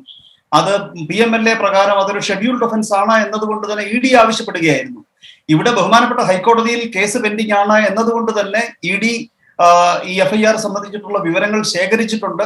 EDക്ക് ഈ FIR അസർട്ടൈൻ ചെയ്തതിന് ശേഷം സർക്കാരിന്റെ ഇൻവിറ്റേഷൻ ഇല്ലാതെ തന്നെ അന്വേഷണം തുടങ്ങാവുന്നതാണ്. ഒരു കാര്യം ഞാൻ വ്യക്തമാക്കിക്കൊള്ളട്ടെ, പ്രിയ സുഹൃത്ത് ശ്രീ റഹീം ഇവിടെ ഈ പണത്തിനെ കുറിച്ച് 2 പേരുകളിൽ പരാമർശിക്കുകയുണ്ടായി. കള്ളപ്പണമെന്നും പറയുകയുണ്ടായി, പിന്നീട് അദ്ദേഹം കുഴൽപ്പണമെന്നും പറയുകയുണ്ടായി. ശ്രീ അരുൺ, നാം മനസ്സിലാക്കേണ്ടത് ഇതിപ്പോൾ കള്ളപ്പണം ആണ് എന്ന് നമുക്ക് വിചാരിക്കാം, കാരണം കണക്കിൽപ്പെടാത്ത പണമാണ്. അതുകൊണ്ട് തന്നെ ഇത് ടാക്സ് കൊടുത്തിട്ടുള്ള ഒരു പണം ആയിരിക്കില്ല, കള്ളപ്പണം എന്ന് പറയാം. പക്ഷെ അത് കുഴൽപ്പണം ആകാനുള്ള സാധ്യതയാണ് ഏറ്റവും തെളിഞ്ഞു നിൽക്കുന്നത്. കാരണം കള്ളപ്പണം ഒരു ലൊക്കേഷനിൽ നിന്നും വേറൊരു ലൊക്കേഷനിലേക്ക് ഒരു ഇന്റർമീഡിയറി വഴി ട്രാൻസ്ഫർ ചെയ്യുമ്പോൾ അത് കുഴൽപ്പണമാകുന്നു. അല്ലെങ്കിൽ ചിലപ്പോൾ ഹവാല എന്ന പദം ഉപയോഗിച്ച് നാം ആ പദം അതിനുവേണ്ടി ഉപയോഗിക്കാറുണ്ട്. ഹവാല എന്ന് പറയുന്നത് EDയുടെ ഒരു ക്ലാരിഫിക്കേഷൻ ഉണ്ട് എന്നാണ് പറഞ്ഞത്. ഹവാല എന്ന് പറയുന്നത് 2 രാജ്യങ്ങൾ തമ്മിലുള്ള ട്രാൻസാക്ഷൻ മാത്രമാണ്. അങ്ങനെ 2 രാജ്യങ്ങൾക്കിടയിൽ വ്യക്തികൾ നടത്തുന്ന നിയമവിരുദ്ധമായ പാരലൽ ആയിട്ടുള്ള ട്രാൻസാക്ഷൻ ആണ് ഹവാല എന്നത്. അത് ഇന്ത്യയിൽ തന്നെ 2 സ്ഥലങ്ങൾക്കിടയിലും ഇത് സംഭവിക്കാവുന്നതാണ്. കുഴൽപ്പണം എന്നുള്ളത് ഇൻഫോർമൽ എക്സ്പ്രഷൻ ആണ്. ഹവാല എന്നുള്ളത് ഭാഷയിലും സമൂഹത്തിലും കുറച്ചുകൂടെ അംഗീകരിക്കപ്പെട്ട എക്സ്പ്രഷനാണ്. ഈ പണം നിയമവിരുദ്ധമല്ല. അതുപോലെ ഇവിടെ നേരത്തെ ശ്രീ രാജേഷ് ചോദിച്ചതുപോലെ ഈ എക്സസ് ആയിട്ടുള്ള മണി അത് പോലീസിന് എങ്ങനെയാണ് ശ്രീ അരുൺ അസർട്ടൈൻ ചെയ്യാൻ കഴിയുന്നത്? 25 ലക്ഷം കവർന്നതാണ് ഈ 1 കോടി. ഈ 1 കോടിയിൽ ഏതാണ് 25 ലക്ഷം? ഇത് അസർട്ടൈൻ ചെയ്യേണ്ടതായിട്ടില്ലേ? ഈ ഡെക്കോയിറ്റി നടന്നതുപോലെ വേറെ എന്തെങ്കിലും കോഗ്നൈസബിൾ ഒഫൻസ് ഇവിടെ നടന്നിട്ടുണ്ടോ എന്ന് അന്വേഷിക്കേണ്ടതായിട്ടില്ലേ? ഒരു ഇൻവെസ്റ്റിഗേറ്റീവ് ഏജൻസി ഇതിന്റെ ലീഡുകൾ തേടി പോകേണ്ടതായിട്ടില്ലേ? അല്ലാതെ റോബോട്ടിക് ആയിട്ട് ഹഫ്ത വിരിക്കാൻ ചെല്ലുന്നത് പോലെ ഉള്ള പണം സമാഹരിച്ചു വെച്ചതിരിക്കുന്നതിൽ നിന്നും 25 ലക്ഷം എടുത്തു, കണക്ക് തീർന്നു, ആ ഡ്യൂട്ടി ഈസ് ഓവർ. അങ്ങനെ ഒരു ഫെയർ തോട്ടോടുകൂടി ഇൻവെസ്റ്റിഗേറ്റ് ചെയ്യുന്ന ഒരു ഏജൻസിക്ക് അങ്ങനെ കരുതാൻ കഴിയില്ല. ആത്യന്തികമായിട്ട് ഇവിടെ ശ്രീ രാജേഷ് പറഞ്ഞത് ശരിയാണ്. ഇത് കള്ളപ്പണമാണ് എന്നുണ്ടെങ്കിൽ അല്ലെങ്കിൽ അങ്ങനെ ഒരു നിഗമനത്തിലേക്ക് എത്തിച്ചേരുന്നുണ്ടെങ്കിൽ തീർച്ചയായിട്ടും ഇൻകം ടാക്സ് ഡിപ്പാർട്ട്മെന്റിന് അത് പരിശോധിക്കേണ്ടതായിട്ടുണ്ട്. ED ഇതിനകത്തൊരു ലോണ്ടറിംഗ് ആസ്പെക്ട്, തീർച്ചയായിട്ടും ഇതിന്റെ പുറകിൽ അഴിമതി പോലുള്ള പ്രിവെൻഷൻ ഓഫ് മണി ലോണ്ടറിംഗ് ആക്ടിന്റെ ഷെഡ്യൂളിൽ പ്രിവെൻഷൻ ഓഫ് കറപ്ഷൻ ആക്ട് ഉണ്ട് എന്നതുകൊണ്ട് തന്നെ ഇത് അഴിമതിയിൽ നിന്നും ജനിതകമായ പണമാണ് എങ്കിൽ ഇത് ED അന്വേഷിച്ചേ തീരും. പ്രത്യേകിച്ച് ശ്രീ വി രാജേഷ്, ശ്രീ MR അഭിലാഷ് പറഞ്ഞതിൽ നിന്ന് കാര്യങ്ങൾ വ്യക്തമാണല്ലോ. എന്തുകൊണ്ടാണ് കേരള പോലീസ് കയ്യും കെട്ടിയിരിക്കുന്നതെന്ന ചോദ്യം ചോദിക്കേണ്ടത് എൻഫോഴ്സ്മെന്റ് ഡയറക്ടറേറ്റിനോടാണ്, ED-യോടാണ്. കള്ളപ്പണക്കേസുമായി ബന്ധപ്പെട്ട മണി ലോണ്ടറിംഗ് ആക്ടിന്റെ പരിധിയിൽ വരുന്ന ഒരു കേസിൽ എന്തുകൊണ്ട് ED കയ്യും കെട്ടിയിരിക്കുന്നു എന്നൊരു മറുചോദ്യമാണ് നമ്മൾ ചോദിക്കേണ്ടതെന്നാണ് MR അഭിലാഷ് പറയുന്നത്. ഞാൻ താങ്കളുടെ മറുപടിയിലേക്ക് വരാം. എനിക്ക് അതിനു മുമ്പ് റിജിൽ മാക്കുറ്റിയെ കൂടി ചർച്ചയിലേക്ക് ക്ഷണിച്ചിട്ട് ഞാൻ രാജേഷിലേക്ക് വരാം. ഇപ്പോൾ ഏകദേശം 28 മിനിറ്റായി നമ്മൾ റിജിൽ മാക്കുറ്റിയെ ക്ഷണിച്ചിട്ടില്ല. റിജിൽ മാക്കുറ്റി, കാര്യങ്ങൾ ഇതായിരിക്കെ ഇന്ന് നിയമസഭയിൽ പ്രതിപക്ഷം എന്തിനാണ് ഇത്തരത്തിലൊരു വാദം ഉയർത്തിയത്? ആരെ രക്ഷിക്കാനാണെന്നൊരു ചോദ്യമുണ്ടല്ലോ. അതാണിന്ന് CPM നേതാക്കൾ ചോദിക്കുന്ന ചോദ്യം. മുഖ്യമന്ത്രി ഇന്ന് മറുപടി പറഞ്ഞത് ഈ കേസന്വേഷണം ഇവിടം വരെ എത്തി നിൽക്കുമ്പോൾ BJP-യെ പ്രതി ചേർക്കാനെന്ന മട്ടിൽ കൊണ്ടുവന്ന പ്രതിപക്ഷത്തിന്റെ അടിയന്തര പ്രമേയത്തിന്റെ നോട്ടീസ് യഥാർത്ഥത്തിൽ ഈ കേസ് അന്വേഷിക്കുന്ന സർക്കാരിനെ കുറ്റപ്പെടുത്തുന്നതായി. നിങ്ങൾ ആർക്കൊപ്പമാണ്, ആരെ രക്ഷിക്കാനാണ് എന്നാണ് ഭരണപക്ഷം ചോദിക്കുന്നത്? റിജിൽ മാക്കുറ്റി. ശ്രീ അരുൺ, ഇവിടെ ശ്രീ രാജേഷ് സംസാരിച്ചത് തന്നെയാണ് പ്രധാനപ്പെട്ട ഒരു വിഷയം. ഇന്ന് കേരളത്തിലെ മുഖ്യമന്ത്രി BJP നേതാക്കന്മാരുടെ പേര് പറഞ്ഞിട്ടില്ല, അതാണ് ഞങ്ങൾക്ക് നൽകുന്ന ആത്മവിശ്വാസം എന്ന് അദ്ദേഹം പറഞ്ഞിട്ടുണ്ടല്ലോ. സ്വാഭാവികമായും ഈ പല കേസുകളും ഇതുമായി ബന്ധപ്പെട്ട് നടന്ന കേരളത്തിൻ്റെ രാഷ്ട്രീയ മണ്ഡലത്തിൽ ഈ ഒരു കേസ് BJP അവരുടെ രാഷ്ട്രീയപരമായി ഏറ്റവും വലിയ അധപ്പതനത്തിലേക്ക് പോകുന്ന BJP-യുടെ സംസ്ഥാന പ്രസിഡന്റ് ഉൾപ്പെടെ ഈ കള്ളപ്പണക്കേസിൻ്റെ കൊള്ളക്കേസിൻ്റെ പ്രതിയാക്കപ്പെടുന്ന ഒരു സാഹചര്യത്തിലേക്ക് എത്തി നിൽക്കുമ്പോൾ അതിനകത്ത് കൃത്യമായി BJP നേതാക്കന്മാരുടെ പേര് പോലും പറയുന്നില്ല എന്നുള്ളത് സ്ഥലത്ത് ആണ് അത്തരമൊരു വാദഗതിയിലേക്ക് ഞങ്ങൾ വന്നത് എന്നാണ് എനിക്കിവിടെ സൂചിപ്പിക്കാനുള്ളത്. പിന്നെ ഒന്ന് രണ്ട് കാര്യങ്ങൾ ഇവിടെ പറയാനുള്ളത്. പിന്നെ രാജേഷിനോട് താങ്കൾ ചോദിച്ചു, നിങ്ങൾ എങ്ങനെയാണ് ധർമ്മരാജനെ ഏൽപ്പിച്ചത്? ധർമ്മരാജനെ അല്ലാതെ ആരെയാണ് ഇവരെ ഏൽപ്പിക്കുക? ധർമ്മരാജനെ പോലെയുള്ള കള്ളപ്പണക്കാരനെയും അതോടെ സ്പിരിറ്റ് മാഫിയക്കാരനെയുമാണ് BJP ഇത്തരം കാര്യങ്ങൾക്ക് ഏൽപ്പിക്കുന്നത്. നമുക്ക് മനസ്സിലാക്കാൻ സാധിക്കും. 40 ലക്ഷം കള്ളനോട്ടടിച്ച റിസർവ് ബാങ്കിൻ്റെ പണി തൃശ്ശൂരിൽ നടത്തിയ രാകേഷ് ഉണ്ട്, അതും യുവമോർച്ചയുടെ നേതാവാണ്. അത്തരത്തിലുള്ള ആളുകളാണ് ഇവരെ പാർട്ടിയെ നയിച്ച് മുമ്പോട്ട് പോകുന്നത് എന്ന് ഈ ഒരു വസ്തുതയുമായി ബന്ധപ്പെട്ട് പറയാൻ ഞാൻ ആഗ്രഹിക്കുകയാണ്. അതോടൊപ്പം തന്നെ പ്രധാനപ്പെട്ട ഒരു കാര്യം, 7 തവണയാണ് ആര് വിളിച്ചത്?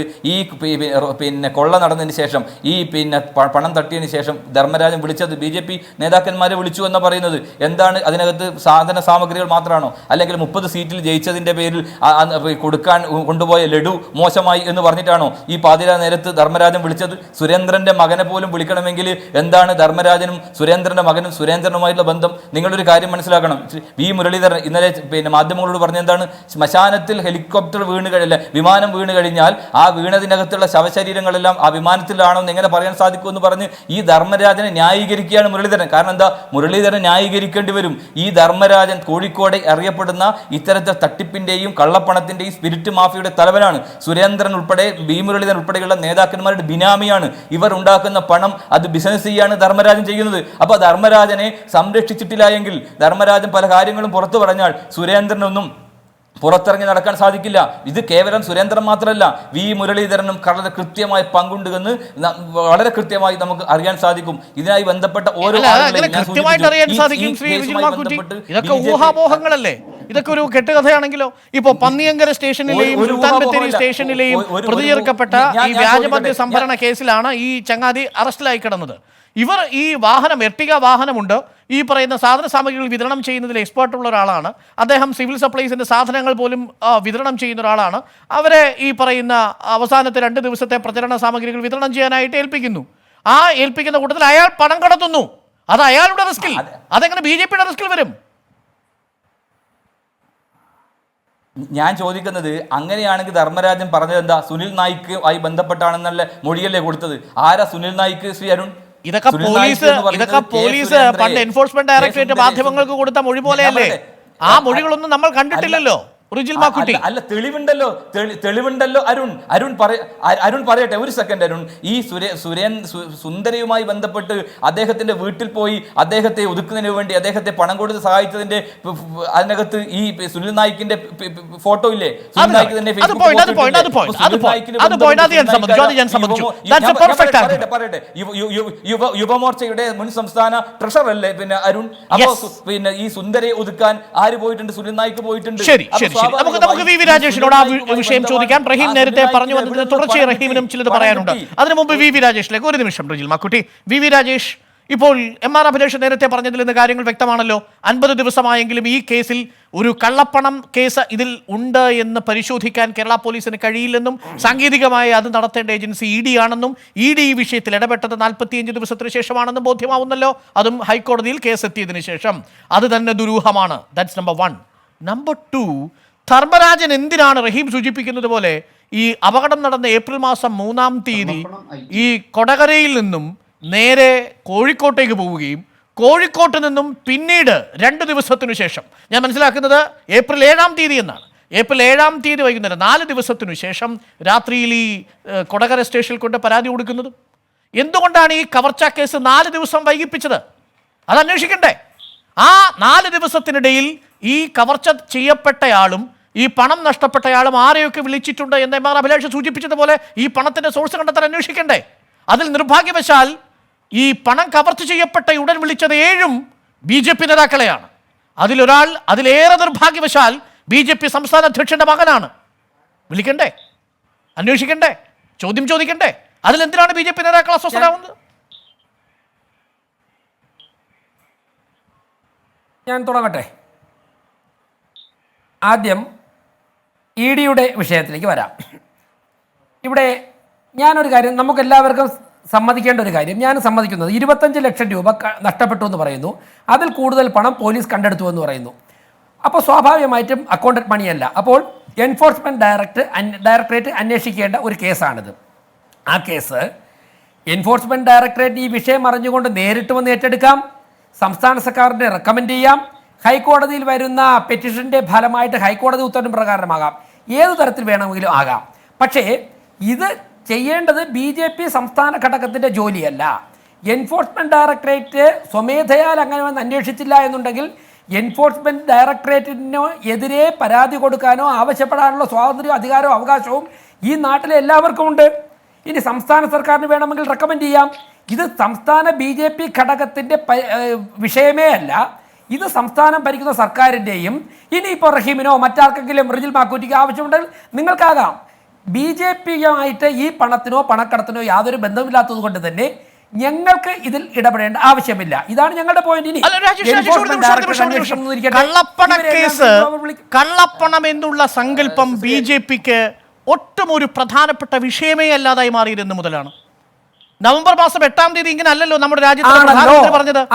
ഈ രാജ്യത്തെ മുഴുവൻ സാമ്പത്തിക വ്യവസ്ഥയുടെയും നട്ടലൊടിച്ചുകൊണ്ട് നോട്ട് നിരോധനം നടപ്പാക്കുമ്പോൾ രാജ്യത്തെ പ്രധാനമന്ത്രി പറഞ്ഞത് എന്താ? കള്ളപ്പണം പിടിക്കാൻ വേണ്ടിയിട്ടുള്ള സർജിക്കൽ സ്ട്രൈക്ക് ആണെന്ന. ഇപ്പോ തൃശ്ശൂരിൽ ഒരു സർജിക്കൽ സ്ട്രൈക്ക് നടന്നിട്ട് ആ കള്ളപ്പണം കൊണ്ടുപോയ സർജിക്കൽ സ്ട്രൈക്കിന്റെ ഉറവിടം അന്വേഷിക്കുന്നതിൽ BJPക്ക് താല്പര്യമില്ല പോലും. ഇതെന്താണ് സാർ ഏർപ്പാട്? ഒരിടത്ത് പാവങ്ങളെ ബുദ്ധിമുട്ടിക്കാൻ നോട്ട് നിരോധനം നടത്തുമ്പോൾ കള്ളപ്പണത്തിന്റെ പേരിൽ ഒരു വാദം, മറുഭാഗത്ത് കള്ളപ്പണ കേസ് വന്നാലും BJPക്ക് അതിൽ ബന്ധമില്ലെന്നാ പറയുന്നത്. അരുണിന്റെ ചോദ്യം മനസ്സിലാവും. അല്ല, അരുണിന്റെ ചോദ്യം മനസ്സിലാവും. അതിനുശേഷമുള്ള പ്രസംഗം ഒന്ന് ഒഴിവാക്കുക. കാരണം എനിക്ക് ഉത്തരം പറയാനുള്ള സമയമാണത്. ചോദ്യം എനിക്ക് മനസ്സിലായി ഡോക്ടർ. അതായത് കള്ളപ്പണ വിഷയത്തിൽ കള്ളപ്പണ നിരോധനവുമായി ബന്ധപ്പെട്ട് ഞങ്ങൾക്ക് താല്പര്യങ്ങളുള്ളത് കൊണ്ട് തന്നെയാണ് ഞങ്ങൾ രാഷ്ട്രീയ നിലപാടുകൾ എടുക്കുന്നത്. ഞങ്ങൾ രാഷ്ട്രീയ നിലപാടെടുത്ത് മുന്നോട്ട് പോകുന്നു. പക്ഷേ ഇവിടെ അങ്ങനെ ഒരു സംഭവം നടക്കുമ്പോഴേക്കും അത് കള്ളപ്പണത്തിൻ്റെ പരിധിയിൽ വരുന്നതാണ് എന്നുണ്ടെങ്കിൽ സംസ്ഥാന സർക്കാരിൻ്റെ പ്രാഥമിക കർത്തവ്യമാണ്. അവർ ഇതിനെ കയ്യിൽ വെച്ചുകൊണ്ട്, ഈ കേസ് കയ്യിൽ വെച്ചുകൊണ്ട് നാട്ടിലുള്ള എല്ലാ BJP നേതാക്കന്മാരെയും വിളിച്ച് ചോദ്യം ചെയ്ത് അതിനെ ഒരു ആഘോഷമാക്കി, അതിനെ വാർത്തയാക്കി, അതിനെ ബാംഗ്ലൂർ കേസിൻ്റെ പക തീർക്കുവാനും സ്വർണ്ണക്കടത്ത് കേസിൻ്റെ പക തീർക്കുവാനുമാണ് സംസ്ഥാന സർക്കാർ ഉപയോഗിക്കുന്നതെന്നുണ്ടെങ്കിൽ ഞങ്ങൾക്ക് സ്വാഭാവികമായിട്ട് ലോ അബൈഡിങ് സിറ്റിസൺ എന്നുള്ള നിലയ്ക്ക് അന്വേഷണത്തിന് ഞങ്ങൾക്ക് വിധേയമാകുക മാത്രമേ മാർഗമുള്ളൂ. മറ്റുള്ളതൊന്നും ഞങ്ങളുടെ ജോലിയല്ല. ഇനി എൻഫോഴ്സ്മെൻറ്റ് ഡയറക്ടറേറ്റ് വരുന്നു എന്നിരിക്കട്ടെ, അവർ വന്നു കഴിഞ്ഞാൽ സ്വാഭാവികമായിട്ടും ഞങ്ങളുടെ പ്രവർത്തകരെ ആരെങ്കിലുമൊക്കെ ഈ ഫോൺ കോളിൻ്റെ അടിസ്ഥാനത്തിൽ വിളിച്ചാൽ ഞങ്ങൾ അവരുടെ മുമ്പിൽ പോകും, ഞങ്ങൾക്ക് പറയാനുള്ളത് പറയും. പക്ഷേ അവർ വരാത്തത് ഞങ്ങളുടെ മേൽ പഴിയേറണ്ട. BJP സമ്മർദ്ദം ചെലുത്തിയത് കൊണ്ടുവന്നു എന്നിരിക്കട്ടെ, BJP ഹൈക്കോടതിയിൽ പെറ്റീഷനൊക്കെ ഇട്ട് ആവശ്യപ്പെട്ട് കൊണ്ടുവന്നിരിക്കട്ടെ. നാളെ പറയും എൻഫോഴ്സ്മെന്റ് ഡയറക്ടറേറ്റ് ഏറ്റെടുത്തു, കേസെല്ലാം അട്ടിമറിച്ചു. ഇവിടെ കോടിയേരി ബാലകൃഷ്ണൻ കഴിഞ്ഞ ദിവസം എന്താണ് പറഞ്ഞത്? അത് ED അന്വേഷിച്ചാൽ ശരിയാകില്ല. സംസ്ഥാന മുഖ്യമന്ത്രി എന്താണ് പറഞ്ഞത്? അത് ED അന്വേഷിച്ചാൽ ശരിയാകില്ല. ഇവിടെ കോൺഗ്രസിന്റെ പല നേതാക്കന്മാരും പറഞ്ഞല്ലോ, ഇപ്പോൾ നടക്കുന്ന അന്വേഷണത്തിൽ ഞങ്ങൾക്ക് പൂർണ്ണ തൃപ്തിയുണ്ട്. അപ്പോൾ അവർക്കറിയാം, അവർക്കും ആവശ്യം കേരള പോലീസ് അന്വേഷിച്ച് BJPയെ പരമാവധി കുടുക്കിലാക്കാൻ ശ്രമിക്കുന്നതാണ് നല്ലത്. അതുകൊണ്ടല്ലേ കോൺഗ്രസിന്റെ എനിക്കൊരു ചോദ്യമുള്ളത് എന്താണെന്നറിയോ? നേരത്തെ റഹീം ചോദിച്ച ചോദ്യം ധർമ്മരാജനുമായി ബന്ധപ്പെട്ട വിഷയമാണ്. ഈ ചോദ്യം കൂടി കേട്ടിട്ട് അങ്ങ് മറുപടി നൽകൂ. അങ്ങ് മനസ്സിലാക്കിയിടത്തോളം തിരഞ്ഞെടുപ്പിന്റെ അന്ന്, അതായത് ഏപ്രിൽ 6-ാം തീയതിയാണ് തിരഞ്ഞെടുപ്പ് നടക്കുന്നത്. ഈ സാധന സാമഗ്രികളുമായി തൃശ്ശൂരിൽ ഈ ധർമ്മരാജൻ എത്തുന്നത് ഏപ്രിൽ മാസം 2-ാം തീയതി. പിന്നീട് 2 പ്രവൃത്തി ദിവസങ്ങൾ മാത്രമേ, അഥവാ പ്രചരണത്തിനുള്ള ദിവസങ്ങൾ മാത്രമാണ് അവശേഷിക്കുന്നത്. 48 മണിക്കൂർ തൃശ്ശൂർ ജില്ലയിലെ പ്രചരണ സാമഗ്രികൾ എന്തായിരിക്കും ഈ ധർമ്മരാജൻ കൊണ്ടുവന്നിട്ടുണ്ടാവുക? ആ ധർമ്മരാജൻ എവിടെ നിന്ന് വന്നു, എങ്ങോട്ട് പോയി എന്നുള്ളതിനെ കുറിച്ച് എന്തെങ്കിലും സൂചന VV രാജേഷിനുണ്ടോ? കോന്നിയിലേക്ക് പോയെന്നും കോന്നിയിൽ നിന്നാണ് വന്നതെന്നും 2 അഭിപ്രായങ്ങളുണ്ട് ഈ ഘട്ടത്തിൽ. ഞാനത് ഒന്ന് പൂർത്തിയാക്കാം. അതായത് ആദ്യം താങ്കളുടെ ഈ ചോദ്യത്തിന് ഉത്തരം തരാം. അതിനുശേഷം താങ്കൾ നേരത്തെ ചോദിച്ച ചോദ്യത്തിനൊരു പകുതിയുണ്ട്, അതിനുത്തരം തരാം. ഇവിടെ തൃശ്ശൂർ ജില്ലാ പ്രസിഡന്റ് അനീഷ് മനോരമ ചാനലിൽ വളരെ വ്യക്തമായിട്ട് പറഞ്ഞു, 2-ാം തീയതിയാണ് തൃശ്ശൂരിലെത്തുന്നത്. അരുൺ എത്രത്തോളം രാഷ്ട്രീയ പ്രവർത്തനവുമായിട്ട് ബന്ധപ്പെട്ടതെന്ന് എനിക്കറിയില്ല. ഈ ഇരിക്കുന്ന ബാക്കിയെല്ലാം, അഭിലാഷ് ഒഴികെ ബാക്കി 2 പേരും പൊതുപ്രവർത്തകരാണ്. അരുൺ അവസാന ദിവസങ്ങൾ, അതായത് 5-ാം തീയതി വൈകുന്നേരം ഉൾപ്പെടെയാണ് അവസാന ഘട്ട ഗൃഹസമ്പർക്കം എന്നുള്ള നിലയ്ക്ക് സ്ലിപ്പുകൾ വിതരണം ചെയ്യുന്നത്. തെരഞ്ഞെടുപ്പിൻ്റെ തലേ ദിവസം രാത്രിയാണ്, പ്രത്യേകിച്ച് 11-12 ശേഷമാണ് പോളിംഗ് സ്റ്റേഷൻ്റെ പുറത്തുള്ള ബൂത്തുകൾ അലങ്കരിക്കുന്നത്. ഞാനും അനീഷിനോട് സംസാരിച്ചു. അവർ പറഞ്ഞത് തലേ ദിവസം വിതരണം ചെയ്യാനുള്ള മെറ്റീരിയലുകളൊക്കെ തന്നെ എത്തിക്കാൻ വേണ്ടി തൃശ്ശൂർ ജില്ലക്കാർ ആവശ്യപ്പെട്ടിരുന്നത് 1-ാം തീയതി വൈകുന്നേരം 2-ാം തീയതിയോട് ഞങ്ങൾക്ക് എത്തണം, കിട്ടിക്കഴിഞ്ഞാൽ ഞങ്ങൾ 2-ാം തീയതി രാത്രി 3-ാം തീയതി കൊണ്ട് ബൂത്തുകളിലെത്തിക്കും. അവർ 4-5 കൊണ്ട് വിതരണം ചെയ്യും. അപ്പോൾ അവസാന ഘട്ടവും ജനങ്ങളുടെ ഇടയിൽ നമുക്ക് നിറഞ്ഞു നിൽക്കാൻ സാധിക്കും. ഇതായിരുന്നു തൃശ്ശൂർ ജില്ലാ കമ്മിറ്റി പ്ലാൻ ചെയ്യുന്ന പ്രവർത്തനം. അത് വേണ്ടെന്നോ അതല്ലെന്നോ നമുക്ക് പറയാൻ പറ്റുമോ? തിരുവനന്തപുരം ജില്ലാ കമ്മിറ്റി ഒരാഴ്ച മുമ്പാണ് കൊടുക്കാൻ നിശ്ചയിച്ചിരുന്നത്. ഞാൻ മത്സരിച്ച മണ്ഡലത്തിൽ 1-ാം തീയതിക്ക് മുമ്പ് എൻ്റെ സ്ലിപ്പുകൾ കൊടുത്തു. ഇനി വേറൊന്ന്, അങ്ങ് ചോദിച്ചു ധർമ്മരാജൻ കോന്നി പോയോ? ഒറ്റ സെക്കൻഡ്. ഈ ധർമ്മരാജൻ കൊണ്ടുവന്നത് സ്ലിപ്പുകളാണെന്നാണല്ലോ അങ്ങ് പറഞ്ഞത്. ഈ തൃശ്ശൂർ ജില്ലയിലെ സ്ലിപ്പുകൾ അടിക്കുന്നത് എവിടെയാ സാർ? ഞാൻ പറയട്ടെ, ഞാനൊന്ന് പറയട്ടെ. ധർമ്മരാജന്റെ ലോറിക്കകത്ത് കയറിയെന്ന് ഞാൻ പരിശോധിച്ചില്ല. ഞാനിവിടെ ഒരു സ്ഥാനാർത്ഥിയായിരുന്നു, പരമാവധി വോട്ട് പിടിക്കാനുള്ള ഓട്ടത്തിലായിരുന്നു. തിരുവനന്തപുരം മണ്ഡലത്തിലെ ഒരു സ്ഥാനാർത്ഥിയാണ്. പക്ഷേ നിങ്ങൾക്ക് ഈ തിരുവനന്തപുരം ജില്ലയിലെ BJP സ്ഥാനാർത്ഥികളുടെ സ്ലിപ്പുകൾ അച്ചടിക്കുന്നത് ആ ജില്ലയ്ക്ക് പുറത്താണോ? എനിക്ക് അറിയാൻ വേണ്ടി ചോദിച്ചതാണ്. കാരണം ചില സംശയങ്ങൾ ചില ആളുകൾ ചോദിച്ചു, അതുകൊണ്ടാണ്. അരുണിന്റെ ചർച്ചയുടെ ഒരു ചെറിയ പ്രശ്നം, അരുൺ വളരെ ഷാർപ്പായിട്ടുള്ള ചോദ്യങ്ങൾ ചോദിക്കും.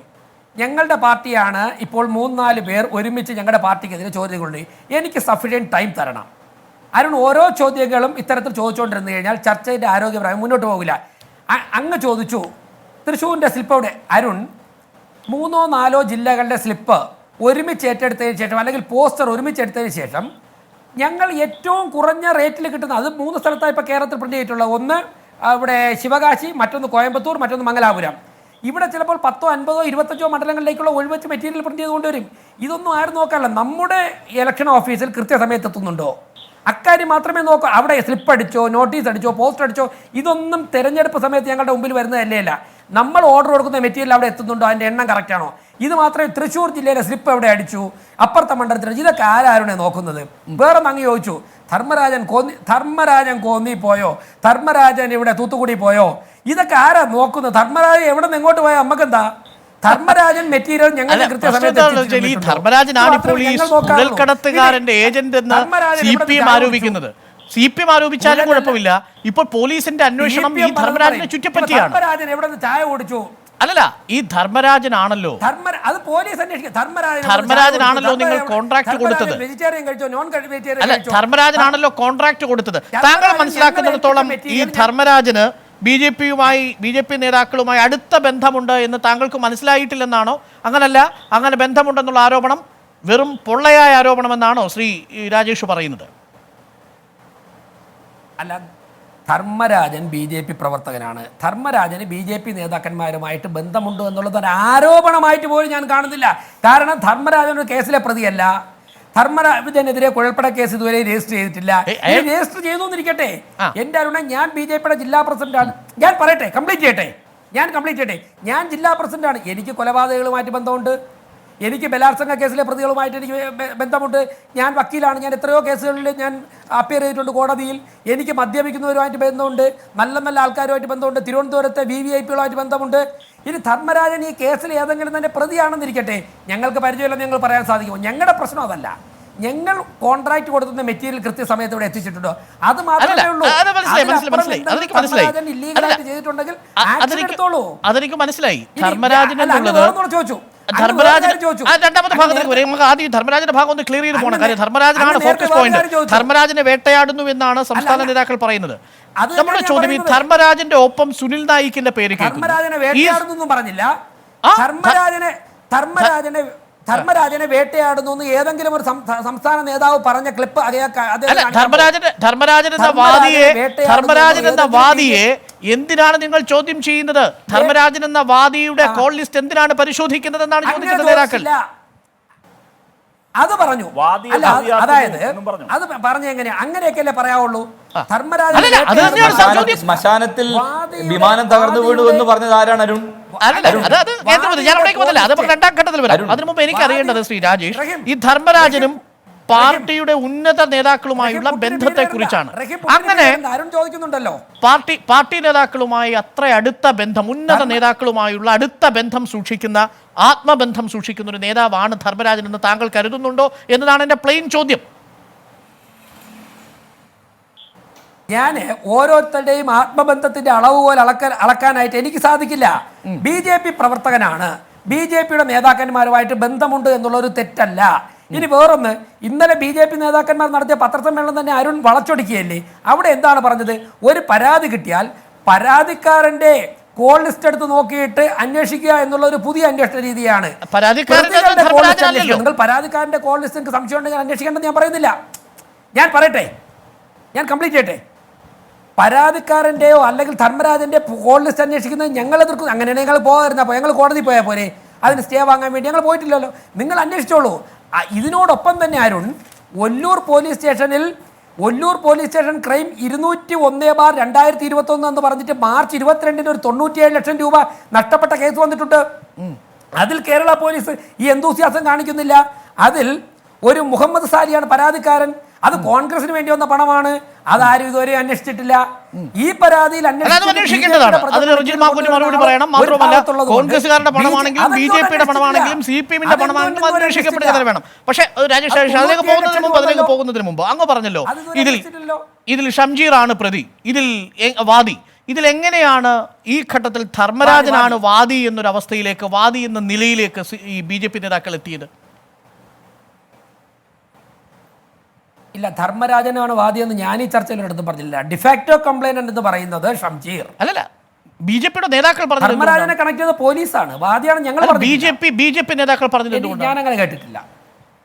താങ്കൾ തന്നെയല്ലേ പറഞ്ഞത്? വാദിയായ ധർമ്മരാജനെ പ്രതിയാക്കുന്നു. വാദിയായ ധർമ്മരാജന്റെ ഫോൺ കോൾ ലിസ്റ്റ് പരിശോധിക്കുന്നത് എന്തിനെന്ന് താങ്കളല്ലേ ഇപ്പൊ പറഞ്ഞത്? എന്ന് ഞാൻ പറഞ്ഞില്ല. നേതാക്കൾ പറഞ്ഞത് ധർമ്മരാജൻ വാദിയെന്ന് ഞാൻ ഒരിടത്തും ഉപയോഗിച്ചിട്ടില്ല. അപ്പൊ ധർമ്മരാജൻ ആരാണ്? വാദിയാണ് എന്നുള്ള വാക്ക് ഞാൻ ഈ ചർച്ചയിൽ ഒരിടത്തും ഉപയോഗിച്ചിട്ടില്ല. അപ്പൊ ധർമ്മരാജൻ ആരാണ്? ധർമ്മരാജൻ ആരാണെന്ന് പോലീസ് പറയണം. അങ്ങനെയാണെങ്കിൽ ഈ CPM നേതാക്കൾ എന്തിനാണ് ധർമ്മരാജന്റെ കോൾ ലിസ്റ്റ് പരിശോധിച്ചതിൽ അസ്വാഭാവികത കാണുന്നത്? BJP നേതാക്കൾ എന്തിനാണ് ഈ അസ്വാഭാവികത കാണുന്നത്? ഞാൻ പറയട്ടെ, ധർമ്മരാജൻ ഞങ്ങളുടെ കണ്ണിൽ, ഞങ്ങൾ പ്രിന്റിംഗ് മെറ്റീരിയൽ എത്തിച്ചേരാൻ കോൺട്രാക്ട് കൊടുത്തിരിക്കുന്ന ഒരു വ്യക്തി. ധർമ്മരാജന്റെ ഫോൺ കോൾ രജിസ്റ്റർ പോലീസിന് പരിശോധിക്കാനുള്ള സ്വാതന്ത്ര്യമുണ്ട്. ഞങ്ങൾക്ക് അവിടെ ഒബ്ജക്ഷൻ ഉള്ളത്, പിടിക്കപ്പെട്ട പ്രതികളുടെ രാഷ്ട്രീയ പശ്ചാത്തലം പോലീസ് പറയുന്നില്ല. അവരുടെ ബന്ധങ്ങളെക്കുറിച്ച് പോലീസ് അന്വേഷിക്കുന്നില്ല. ഒരു പത്രസമ്മേളനത്തിന്റെ മധ്യേ നേതാക്കന്മാർ 1 മണിക്കൂർ പത്രസമ്മേളനത്തിന്റെ മധ്യേ ഈ പരാതിക്കാരനുമായിട്ട് ബന്ധപ്പെട്ട കോൾ ലിസ്റ്റ് അന്വേഷിക്കുന്നു എന്നുള്ളത് ഒരു പുതുമയുള്ള കാര്യമാണെന്ന് പരിഹാസ രൂപേണ ഏജൻസിയെ കുറിച്ച് പറഞ്ഞത് മാത്രമേ ഉള്ളൂ. പത്രസമ്മേളനത്തിലെ വിഷയം അല്ല. പരാതിക്കാരനായിരുന്നു ഞാൻ പരാതിക്കാരനുമായിട്ട് ബന്ധപ്പെട്ടതെന്നല്ലേ അരുണെ പറഞ്ഞത്. അരുൺ അങ്ങനെ ആക്കണത് പരാതിക്കാരനുമായി ബന്ധപ്പെട്ടെന്ന് പറഞ്ഞാൽ ഷംജീറുമായി ബന്ധപ്പെട്ട കേന്ദ്രമന്ത്രി വി മുരളീധരൻ പറഞ്ഞതുകൂടി ഷംജീറിന്റെ ഓണർ പ്രതിയെ കുറിച്ചുള്ള വിവരങ്ങളും പ്രതികളായിട്ടുള്ള ആളുകളുടെ അവർ വിളിച്ചതിന്റെയും വിവരങ്ങൾ അതിന്റെ അടിസ്ഥാനത്തിലുള്ള അന്വേഷണമല്ല, വാദിയുടെ കോൾ ലിസ്റ്റാണ് മുഴുവൻ പരിശോധിക്കുന്നത്. ഏതെങ്കിലും കേസിൽ നിങ്ങൾ ഒരു ഉദാഹരണം പറയും, വാദിയുടെ കോൾ ലിസ്റ്റിലുള്ള ആളുകളെ കണ്ടെത്തിയിട്ട് ആ ആളുകൾക്കെതിരായിട്ട് അന്വേഷണം നടത്തി. അതെ, അദ്ദേഹം ഷംജീറിന്റെ കോൾ ലിസ്റ്റ് പരിശോധിച്ചിട്ട് പോലീസ് ഷംജീറിന്റെ കോൾ ലിസ്റ്റ് പരിശോധിച്ചതിന്റെ അടിസ്ഥാനത്തിലാണ് ധർമ്മരാജനെ പോലീസ് കണ്ടെത്തിയത്. അപ്പോൾ അല്ല, വാദി എന്നല്ലേ വി മുരളീധരൻ പറഞ്ഞത്? ഷംജീറാണ് വാദി, ഡിഫാക്ടോ കംപ്ലൈന്റ് ഷംജീറാണ്. ഷംജീറിന്റെ കോൾ ലിസ്റ്റ് പരിശോധിച്ചപ്പോഴാണ് അവർക്ക് ധർമ്മരാജന്റെ നമ്പർ കിട്ടിയത്. അപ്പോൾ നോക്കിയപ്പോൾ ധർമ്മരാജൻ ബി.ജെ.പിയുടെ പ്രിന്റിംഗ് മെറ്റീരിയൽ വിതരണം ചെയ്യുന്ന ആളാണ്. നേരെ ബി.ജെ.പിയെ കണക്ട് ചെയ്തു. അഭിഭാഷകരാണ്. പക്ഷേ ശ്രീ ഷംജീറിന് വേണ്ടിയാണോ ഇപ്പോൾ കേന്ദ്രമന്ത്രി വി മുരളീധരൻ പറഞ്ഞ വാദി എന്ന പ്രയോഗം നടത്തിയത്? ധർമ്മരാജന്റെ കോൾ ലിസ്റ്റിൽപ്പെട്ട ഈ ബി.ജെ.പി നേതാക്കളെ അല്ലേ പോലീസ് സ്റ്റേഷനിലേക്ക് വിളിപ്പിച്ചത്? ധർമ്മരാജന്റെ കോൾ ലിസ്റ്റിൽ പെട്ടത് കൊണ്ടല്ലേ ബി.ജെ.പി നേതാക്കൾ ഇന്ന് പത്രസമ്മേളനം നടത്തി പറഞ്ഞത്? അരുണിന്റെ ഞാൻ മറുപടി പറയട്ടെ. അരുൺ മനസ്സിലാക്കിയത് തിരിച്ചായിരിക്കാം. ഞാൻ മനസ്സിലാക്കിയത് അങ്ങനെയാണ്. ഈ ചർച്ചയിൽ അരുൺ ആദ്യം പറഞ്ഞ എന്താണ്? ധർമ്മരാജനാണ് വാദി എന്ന് ഞാൻ പറഞ്ഞു. റഹീമിന്റെ ഈ ഇളിഭ്യ ചെയ്യൊന്നും വേണ്ട റഹീം. ഞാൻ ഈ ചർച്ചയിൽ ഒരിടത്തും വാദി ധർമ്മരാജനാണെന്ന് പറഞ്ഞിട്ടില്ല. വാദി ഷംജീറാണ്. ധർമ്മരാജന്റെ കോൾ ലിസ്റ്റ് ബി.ജെ.പി നേതാക്കന്മാരെ അതുകൊണ്ട് തന്നെ നേരെ നിർത്തൂ അരുൺ ഞാനിവിടെ പറയട്ടെ, നിങ്ങൾ അവിടെ ഉണ്ടായിരിക്കും. അവിടെ ധർമ്മരാജന്റെ കോൾ ലിസ്റ്റിൽ കുറെ ബി.ജെ.പി നേതാക്കന്മാരുടെ പേര് കണ്ടു. അതുകൊണ്ട് നേരെ അവരെ മുകളിൽ കുതിര കയറാമെന്ന് വിചാരിച്ചു. പക്ഷേ 60 ദിവസം കൊണ്ട് കുതിര കയറിയിട്ട് ഒരു സ്ക്രാപ്പ് ഓഫ് പേപ്പർ പോലും നിങ്ങൾക്ക് കിട്ടിയില്ലല്ലോ റഹീമേ. മുഖ്യമന്ത്രി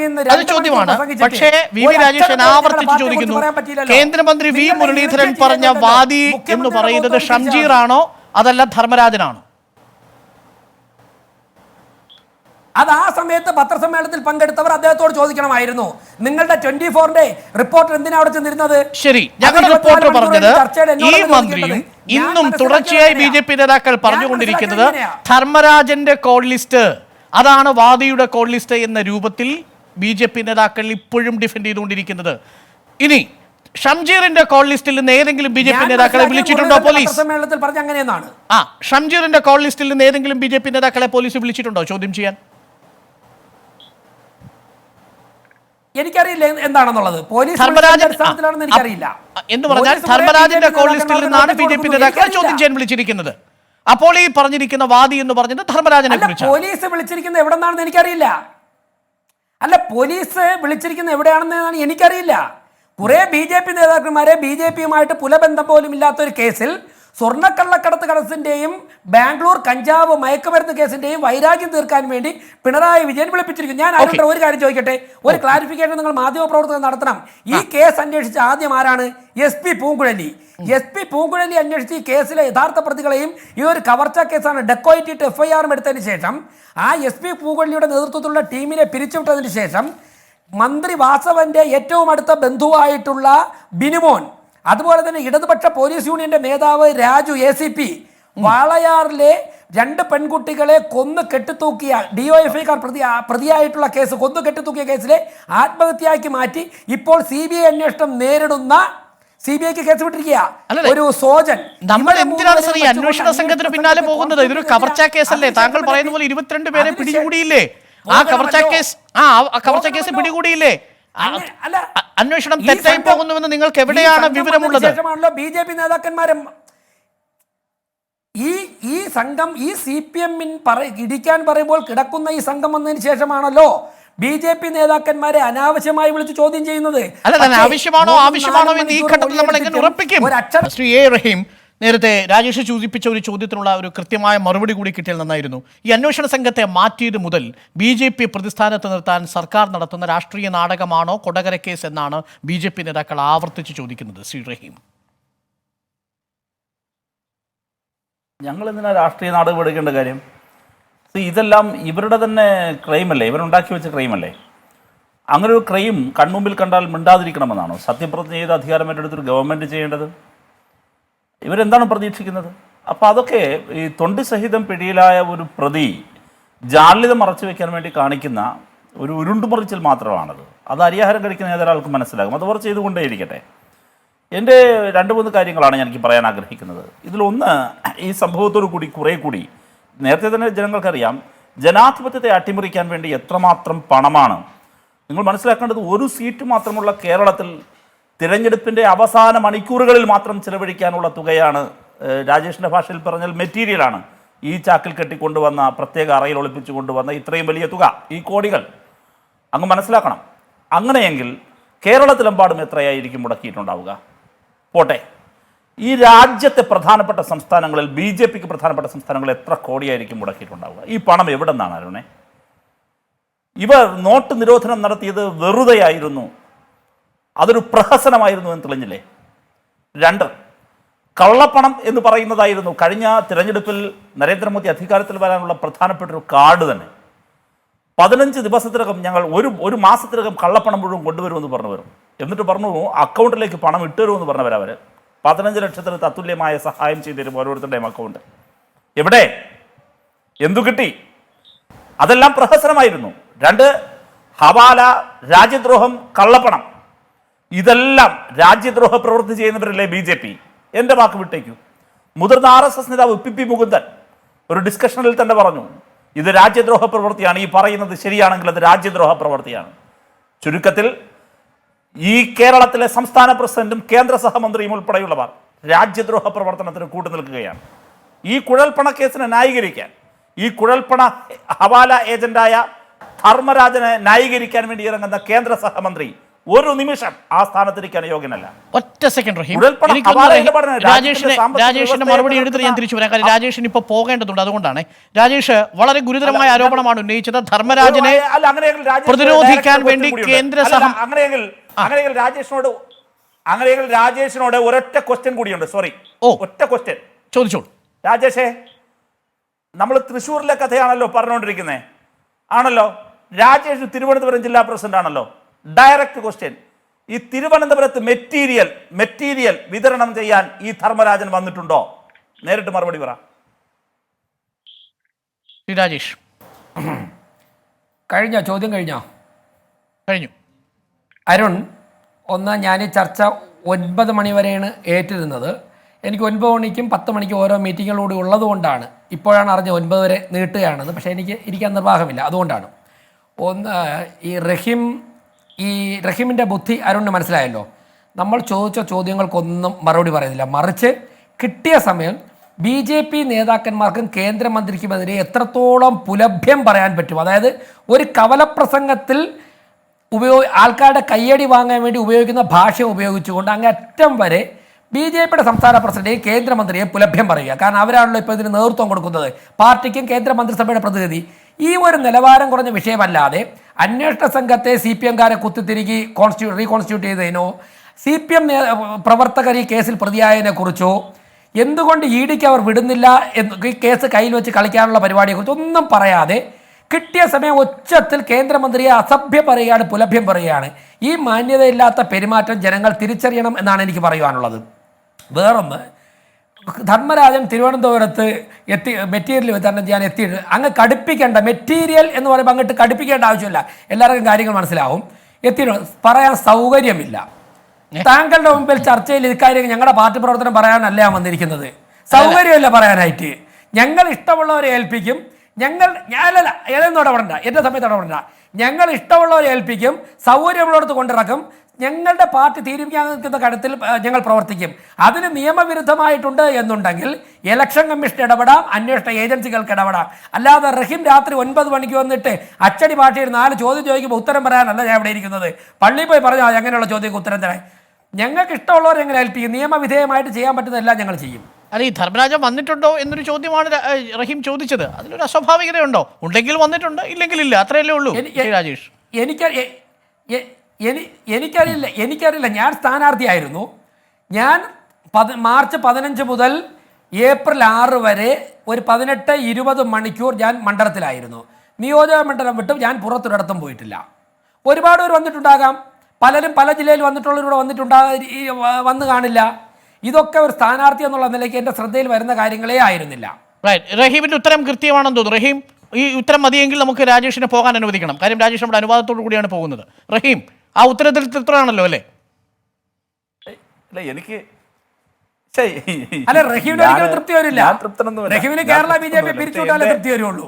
അല്ല പറയട്ടെ പ്ലീസ്. അതെ, നിങ്ങൾക്ക് അങ്ങക്ക് കേരള BJP ഒത്തുതീർപ്പാക്കണം, അല്ലെങ്കിൽ സ്വർണ്ണക്കടത്ത് ഒത്തുതീർപ്പാക്കണം. അതിന് ഞങ്ങളെ കിട്ടില്ല. തൃപ്തിയേ ഉള്ളൂ. രാജേഷേ, അല്ല രാജേഷേ, അദ്ദേഹത്തിന്റെ മകനെ ഞങ്ങൾക്ക് ഒന്നും ചെയ്യാൻ സാധിക്കില്ല. എനിക്കൊന്ന് തായോ അവസരം, അത് വഴങ്ങി തായോ. നിങ്ങള് നെഞ്ചുറപ്പോടെ പ്ലീസ്, നിങ്ങൾ നെഞ്ചുറപ്പോടെ നേരിടും. നിങ്ങൾ നെഞ്ചുറപ്പോടെ നേരിടും. എന്താണ് നിങ്ങൾ നെഞ്ചുറപ്പോടെ നേരിടുന്നത്? നിങ്ങൾ ഇവിടെ പറഞ്ഞൊരു ധിക്കാരത്തിന്റെ ഭാഷയുണ്ടല്ലോ, സൗകര്യമില്ല പറയാൻ, സൗകര്യമില്ല. ഞാൻ നിസ്സാരമായ ഒരു കാര്യമാണ് ചോദിച്ചത്. നിങ്ങൾ ഉപയോഗിച്ച പദമാണ് മെറ്റീരിയൽസ്. അല്ല, ഞാൻ പറഞ്ഞു, അല്ല ശ്രീ റഹീം, അതിനകത്തൊരു പ്രശ്നം അറിയോ? ധർമ്മരാജന്റെ വിഷയം നിങ്ങൾ ചോദിക്കുന്നു. ഒരു സ്ഥാനാർത്ഥിയായ രാജേഷിനോട് ഈ രാത്രിയിലെ 9 മണി ചർച്ചയ്ക്ക് നിങ്ങൾ ചോദിക്കും. രാജേഷ് തിരിച്ചൊരു ചോദ്യം ചോദിക്കുക. ഇപ്പോ ധർമ്മടത്തോ അല്ലെങ്കിൽ കണ്ണൂരിലോ കമ്മ്യൂണിസ്റ്റ് പാർട്ടി നേതാക്കൾക്ക് പണം കൊണ്ടുതരാൻ ഒരാൾ വന്നിട്ടുണ്ടോ? ഇനി അതല്ല, മണിച്ചൻ പണ്ട് കാലത്ത് ഇന്നയാളിന് പൈസ കൊടുത്തിട്ടുണ്ടോ? തെരഞ്ഞെടുപ്പിൽ പൈസ ഒഴുക്കിയിട്ടുണ്ടോ? അത് 2 മണ്ഡലത്തിൽ വന്നിട്ടുണ്ടോ? അന്നത്തെ പാർട്ടിയുടെ ഏതെങ്കിലും ഘടകത്തിന് പൈസ കൊടുത്തതായിട്ട് താങ്കൾക്കറിയാമോ എന്നൊക്കെ ചോദിച്ചാൽ അതൊക്കെ പാർട്ടിയുടെ ആഭ്യന്തര വിഷയമാണ്. ആര് പണം കൊടുക്കുന്നു, ആര് അവിടെ പണം കൊണ്ടുചെന്നെത്തിക്കുന്നു, നിയമവിരുദ്ധമായ ഒരു പ്രക്രിയ ഏർപ്പെടുമ്പോഴല്ലേ പറയേണ്ടതുള്ളൂ എന്നാണ് ചോദ്യം. ഇതുവരെയും ധർമ്മരാജൻ കേരള പോലീസിന്റെ കസ്റ്റഡിയിൽ ഈ കേസിൽ പ്രതികരിക്കപ്പെട്ടിട്ടില്ല. ഒരു കോമൺ സെൻസ് ഇല്ല. അതല്ല, ഒരു കാര്യം പറഞ്ഞോട്ടെ. അല്ല ഈ ഞാൻ മനസ്സിലാക്കേണ്ട ഒരു കാര്യം, അങ്ങനെ എന്നോടാണ് ചോദിച്ചാൽ അത് എനിക്ക് പറയാൻ കഴിയുന്ന ഉത്തരം എന്താ? എനിക്ക് അറിഞ്ഞുകൂടാ എന്ന് പറയാം. എനിക്ക് അറിഞ്ഞുകൂടാ, ഇല്ലെങ്കിൽ അത് പറയാൻ എനിക്ക് ബുദ്ധിമുട്ടുണ്ടെന്നും പറയാം. പറയാൻ സൗകര്യമില്ല എന്ന് നിഷേധാത്മകമായി പറയാൻ കാര്യം അല്ല. പറയട്ടെ, പലതും അറിയാം, പലതുമുണ്ട്, പലതുമുണ്ട്, പലതുമുണ്ട്, പക്ഷേ അത് പറയാൻ സൗകര്യമില്ല. പലതുമുണ്ട്, പക്ഷേ അത് പറയാൻ സൗകര്യമില്ല. പലതുമുണ്ട്.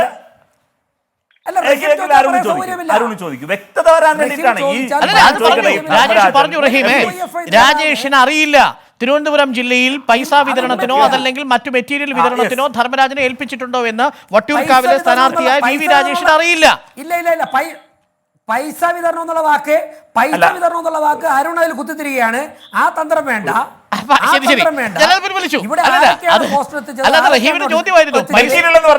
മെറ്റീരിയൽ അത് വേണ്ട. അല്ലല്ല, ഞാൻ പൈസ എന്ന് പറയുന്നത് മെറ്റീരിയൽ എന്നാ പറഞ്ഞത്. എന്തായാലും മെറ്റീരിയൽ ചോദ്യത്തിന് മറുപടി എന്നെ കിട്ടില്ല. അരുണേ, ഒരു മിനിറ്റ് പറഞ്ഞോട്ടെ. റഹീമിന്റെ ചോദ്യത്തിന് മറുപടി പറയാൻ എന്നെ കിട്ടില്ല. ഒരു മിനിറ്റ്. ശരി, പറഞ്ഞു. നേരത്തെ അദ്ദേഹം പോയിക്കോട്ടെ. ഇവിടെ ഈ നേരത്തെ ശ്രീ MR അഭിലാഷ് പറഞ്ഞല്ലോ, ഈ പല പേരിൽ അറിയപ്പെടും. ഹവാല എന്ന് പല സാഹചര്യങ്ങളിലാണ്, കുഴലെന്ന്, ഇനി മുതൽ മെറ്റീരിയൽ എന്നുകൂടി അറിയപ്പെടും. ഈ ഹവാല കടത്തുകാരൻ, കുഴൽപ്പണം കടത്തുകാരൻ എന്നെല്ലാം മാറി BJPയുടെ സംഭാവനയാണ്. അങ്ങനെയാണല്ലോ ചില പദങ്ങളെല്ലാം, അങ്ങനെ BJPയുടെ സംഭാവനയാണ്, വലിയ പക്ഷേ നിങ്ങൾ ഈ കൊമേഡിയനായി മാറാതെ അന്വേഷിച്ച് നിങ്ങളുടെ കയ്യിൽ ആഭ്യന്തര വകുപ്പ് ഇരിക്കുമ്പോൾ മിമിക്രി താരങ്ങളായി മാറാതെ നിങ്ങൾ അന്വേഷിച്ച് പ്രതികളെ പിടിക്കണം സാർ. ഒരു ആഭ്യന്തര വകുപ്പ് കൈവച്ചുകൊണ്ട് 60 ദിവസം കൊണ്ട് കോഴികളെ അന്വേഷണം നടത്തുക. നിങ്ങൾ 9 മണിക്ക് വന്ന ചാനലിൽ വന്നിരുന്നു കൊണ്ട് ആൾക്കാരെ കുറ്റപ്പെടുത്താതെ നിങ്ങളുടെ അവസരമാണെങ്കിൽ നിങ്ങൾ പ്രതികളെ പിടിക്കുക. നിങ്ങൾ 60 ദിവസം കൊണ്ട് വേട്ടയാടയില്ലേ, പ്രതികളെ പിടിച്ചിട്ട് ഡയലോഗ് അടി. അല്ലെങ്കിൽ ആഭ്യന്തര വകുപ്പ് മറ്റുള്ള പിണറായി വിജയനോട് ഒഴിഞ്ഞു പോകാൻ പറയേ. ഞങ്ങൾക്കെതിരെ തെളിവുണ്ടെ അറസ്റ്റ് ചെയ്യൂ. ബോറടിക്കുക. 60 ദിവസം കൊണ്ട് ഞങ്ങൾക്ക് ബോറടിക്കുകയാണ്. വന്ന് മൊഴിയെടുക്കാൻ വിളിക്കുന്നു, തിരിച്ചുവിടുന്നു. ഞങ്ങളൊന്ന് അറസ്റ്റ് ചെയ്യുന്നുണ്ടെങ്കിൽ പരിഹാസമാത്രമാണ്.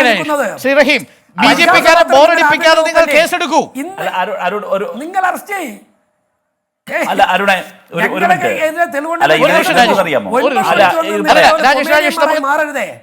നമുക്ക് ആ ചർച്ചയുടെ കണ്ടന്റിലേക്ക് വരണം. താങ്കൾക്ക് പോകാൻ സമയമായി എന്ന് എനിക്കറിയാമെങ്കിലും റഹീം, താങ്കൾ ഉന്നയിച്ച ചോദ്യം റിജിൽ മാക്കുറ്റിയുണ്ട്, ഇനി MR അഭിലാഷ് നമുക്കൊപ്പം. റഹീം, ചുരുക്കി പറഞ്ഞോളൂ. ഞാൻ ചുരുക്കുന്നു, ഇത്രയേ ഉള്ളൂ. ഞാൻ പറഞ്ഞു, ഒരു സെക്കൻഡ്. ഇവിടെ ഇവർക്ക് നിസ്സാരമായും തമാശയായും നിഷേധമായിട്ടുള്ള ഇവർക്ക് സമീപിക്കാം. പക്ഷേ ഇതിൻ്റെ പ്രശ്നം എന്തെന്നറിയുമോ? ഇത് ശതകോടികളുടെ കള്ളപ്പണം ജനാധിപത്യത്തെ അട്ടിമറിക്കാൻ ഉപയോഗിക്കുന്നതാണ്. എന്നിട്ട് അവരതിനെ ന്യായീകരിക്കുകയാണ്. ഇദ്ദേഹം പറയുന്നതിന് എന്ത് ലോജിക്കാണുള്ളത്? ഇദ്ദേഹം പറയുന്നത് തൃശ്ശൂരിലേക്ക് മെറ്റീരിയൽ കൊണ്ടുവന്നു. ഒരു ജില്ലയ്ക്ക് ആവശ്യമായ സ്ലിപ്പാണ് കൊണ്ടുവന്നത്. കാർ ഏതാണ്? വാഹനം എന്നറിയുമോ? വാഹനം 8 ലക്ഷം വിലമതിക്കുന്ന ഒരു മാരുതി സ്വിഫ്റ്റ് കാറിൽ ഒരു ജില്ലയ്ക്ക് ആവശ്യമായ സ്ലിപ്പ് ആകെ കൊണ്ടുവന്നു. അത് പറയുമ്പോൾ തൊണ്ട തൊടാതെ വിഴുകിക്കൊള്ളണം. കാരണം രാജ്യം ഭരിക്കുന്ന പാർട്ടിയാണ്, എതിർത്തൊന്നും പറയാൻ പാടില്ല. ഒരു കാര്യം രാജേഷ് മനസ്സിലാക്കണം, നിങ്ങൾ വരച്ചിട്ട വൃത്തത്തിനുള്ളിൽ നിന്ന് നൃത്തം കളിക്കാൻ ഇത് അമിത്ഷായുടെ കുട്ടികളല്ല ഇവിടെ ഭരിക്കുന്നത്, മറിച്ച് കേരളം ഭരിക്കുന്ന ഇടതുപക്ഷ ജനാധിപത്യ മുന്നണിയാണ്. ഒരു വിട്ടുവീഴ്ചയും ഉണ്ടാകില്ല. ശക്തമായ നിയമ നടപടി സ്വീകരിക്കും. ഞാൻ ചോദിക്കട്ടെ, ഇതവിടെ നിൽക്കട്ടെ. ഇന്നത്തെ എന്താ രാജേഷ് അതിലൂടെ മറുപടി പറയേണ്ടി പോകണം. നിന്ന് ബദിയടുക്ക പോലീസ് കേസിൽ പ്രതി ചേർക്കപ്പെട്ടു നിങ്ങളുടെ ഒരാൾ, നിങ്ങളുടെ സംസ്ഥാന പ്രസിഡന്റ്. എന്തിനാണ്? ഒരു വൈൻ പാർലർ, ഒരു മൊബൈൽ ഫോൺ, 2 ലക്ഷം രൂപ. എന്തിനാണ്? ഒരു സ്ഥാനാർത്ഥിയെ തെരഞ്ഞെടുപ്പിൽ നിന്ന് പിൻവലിപ്പിക്കാൻ. നാണമില്ലേ സാറേ? രാജ്യം ഭരിക്കുന്ന പാർട്ടിയല്ലേ? ആ കേസിൽ പ്രതി ചേർക്കപ്പെട്ടിരിക്കുകയാണ് നിങ്ങളുടെ സംസ്ഥാന പ്രസിഡന്റ്, അതും കോടതി അംഗീകരിച്ചിട്ട്. എവിടെ നിങ്ങൾക്ക് അഭിമാനമുണ്ടോ? 10 ലക്ഷം രൂപ ഒരാളെ മുന്നണിയിലേക്ക്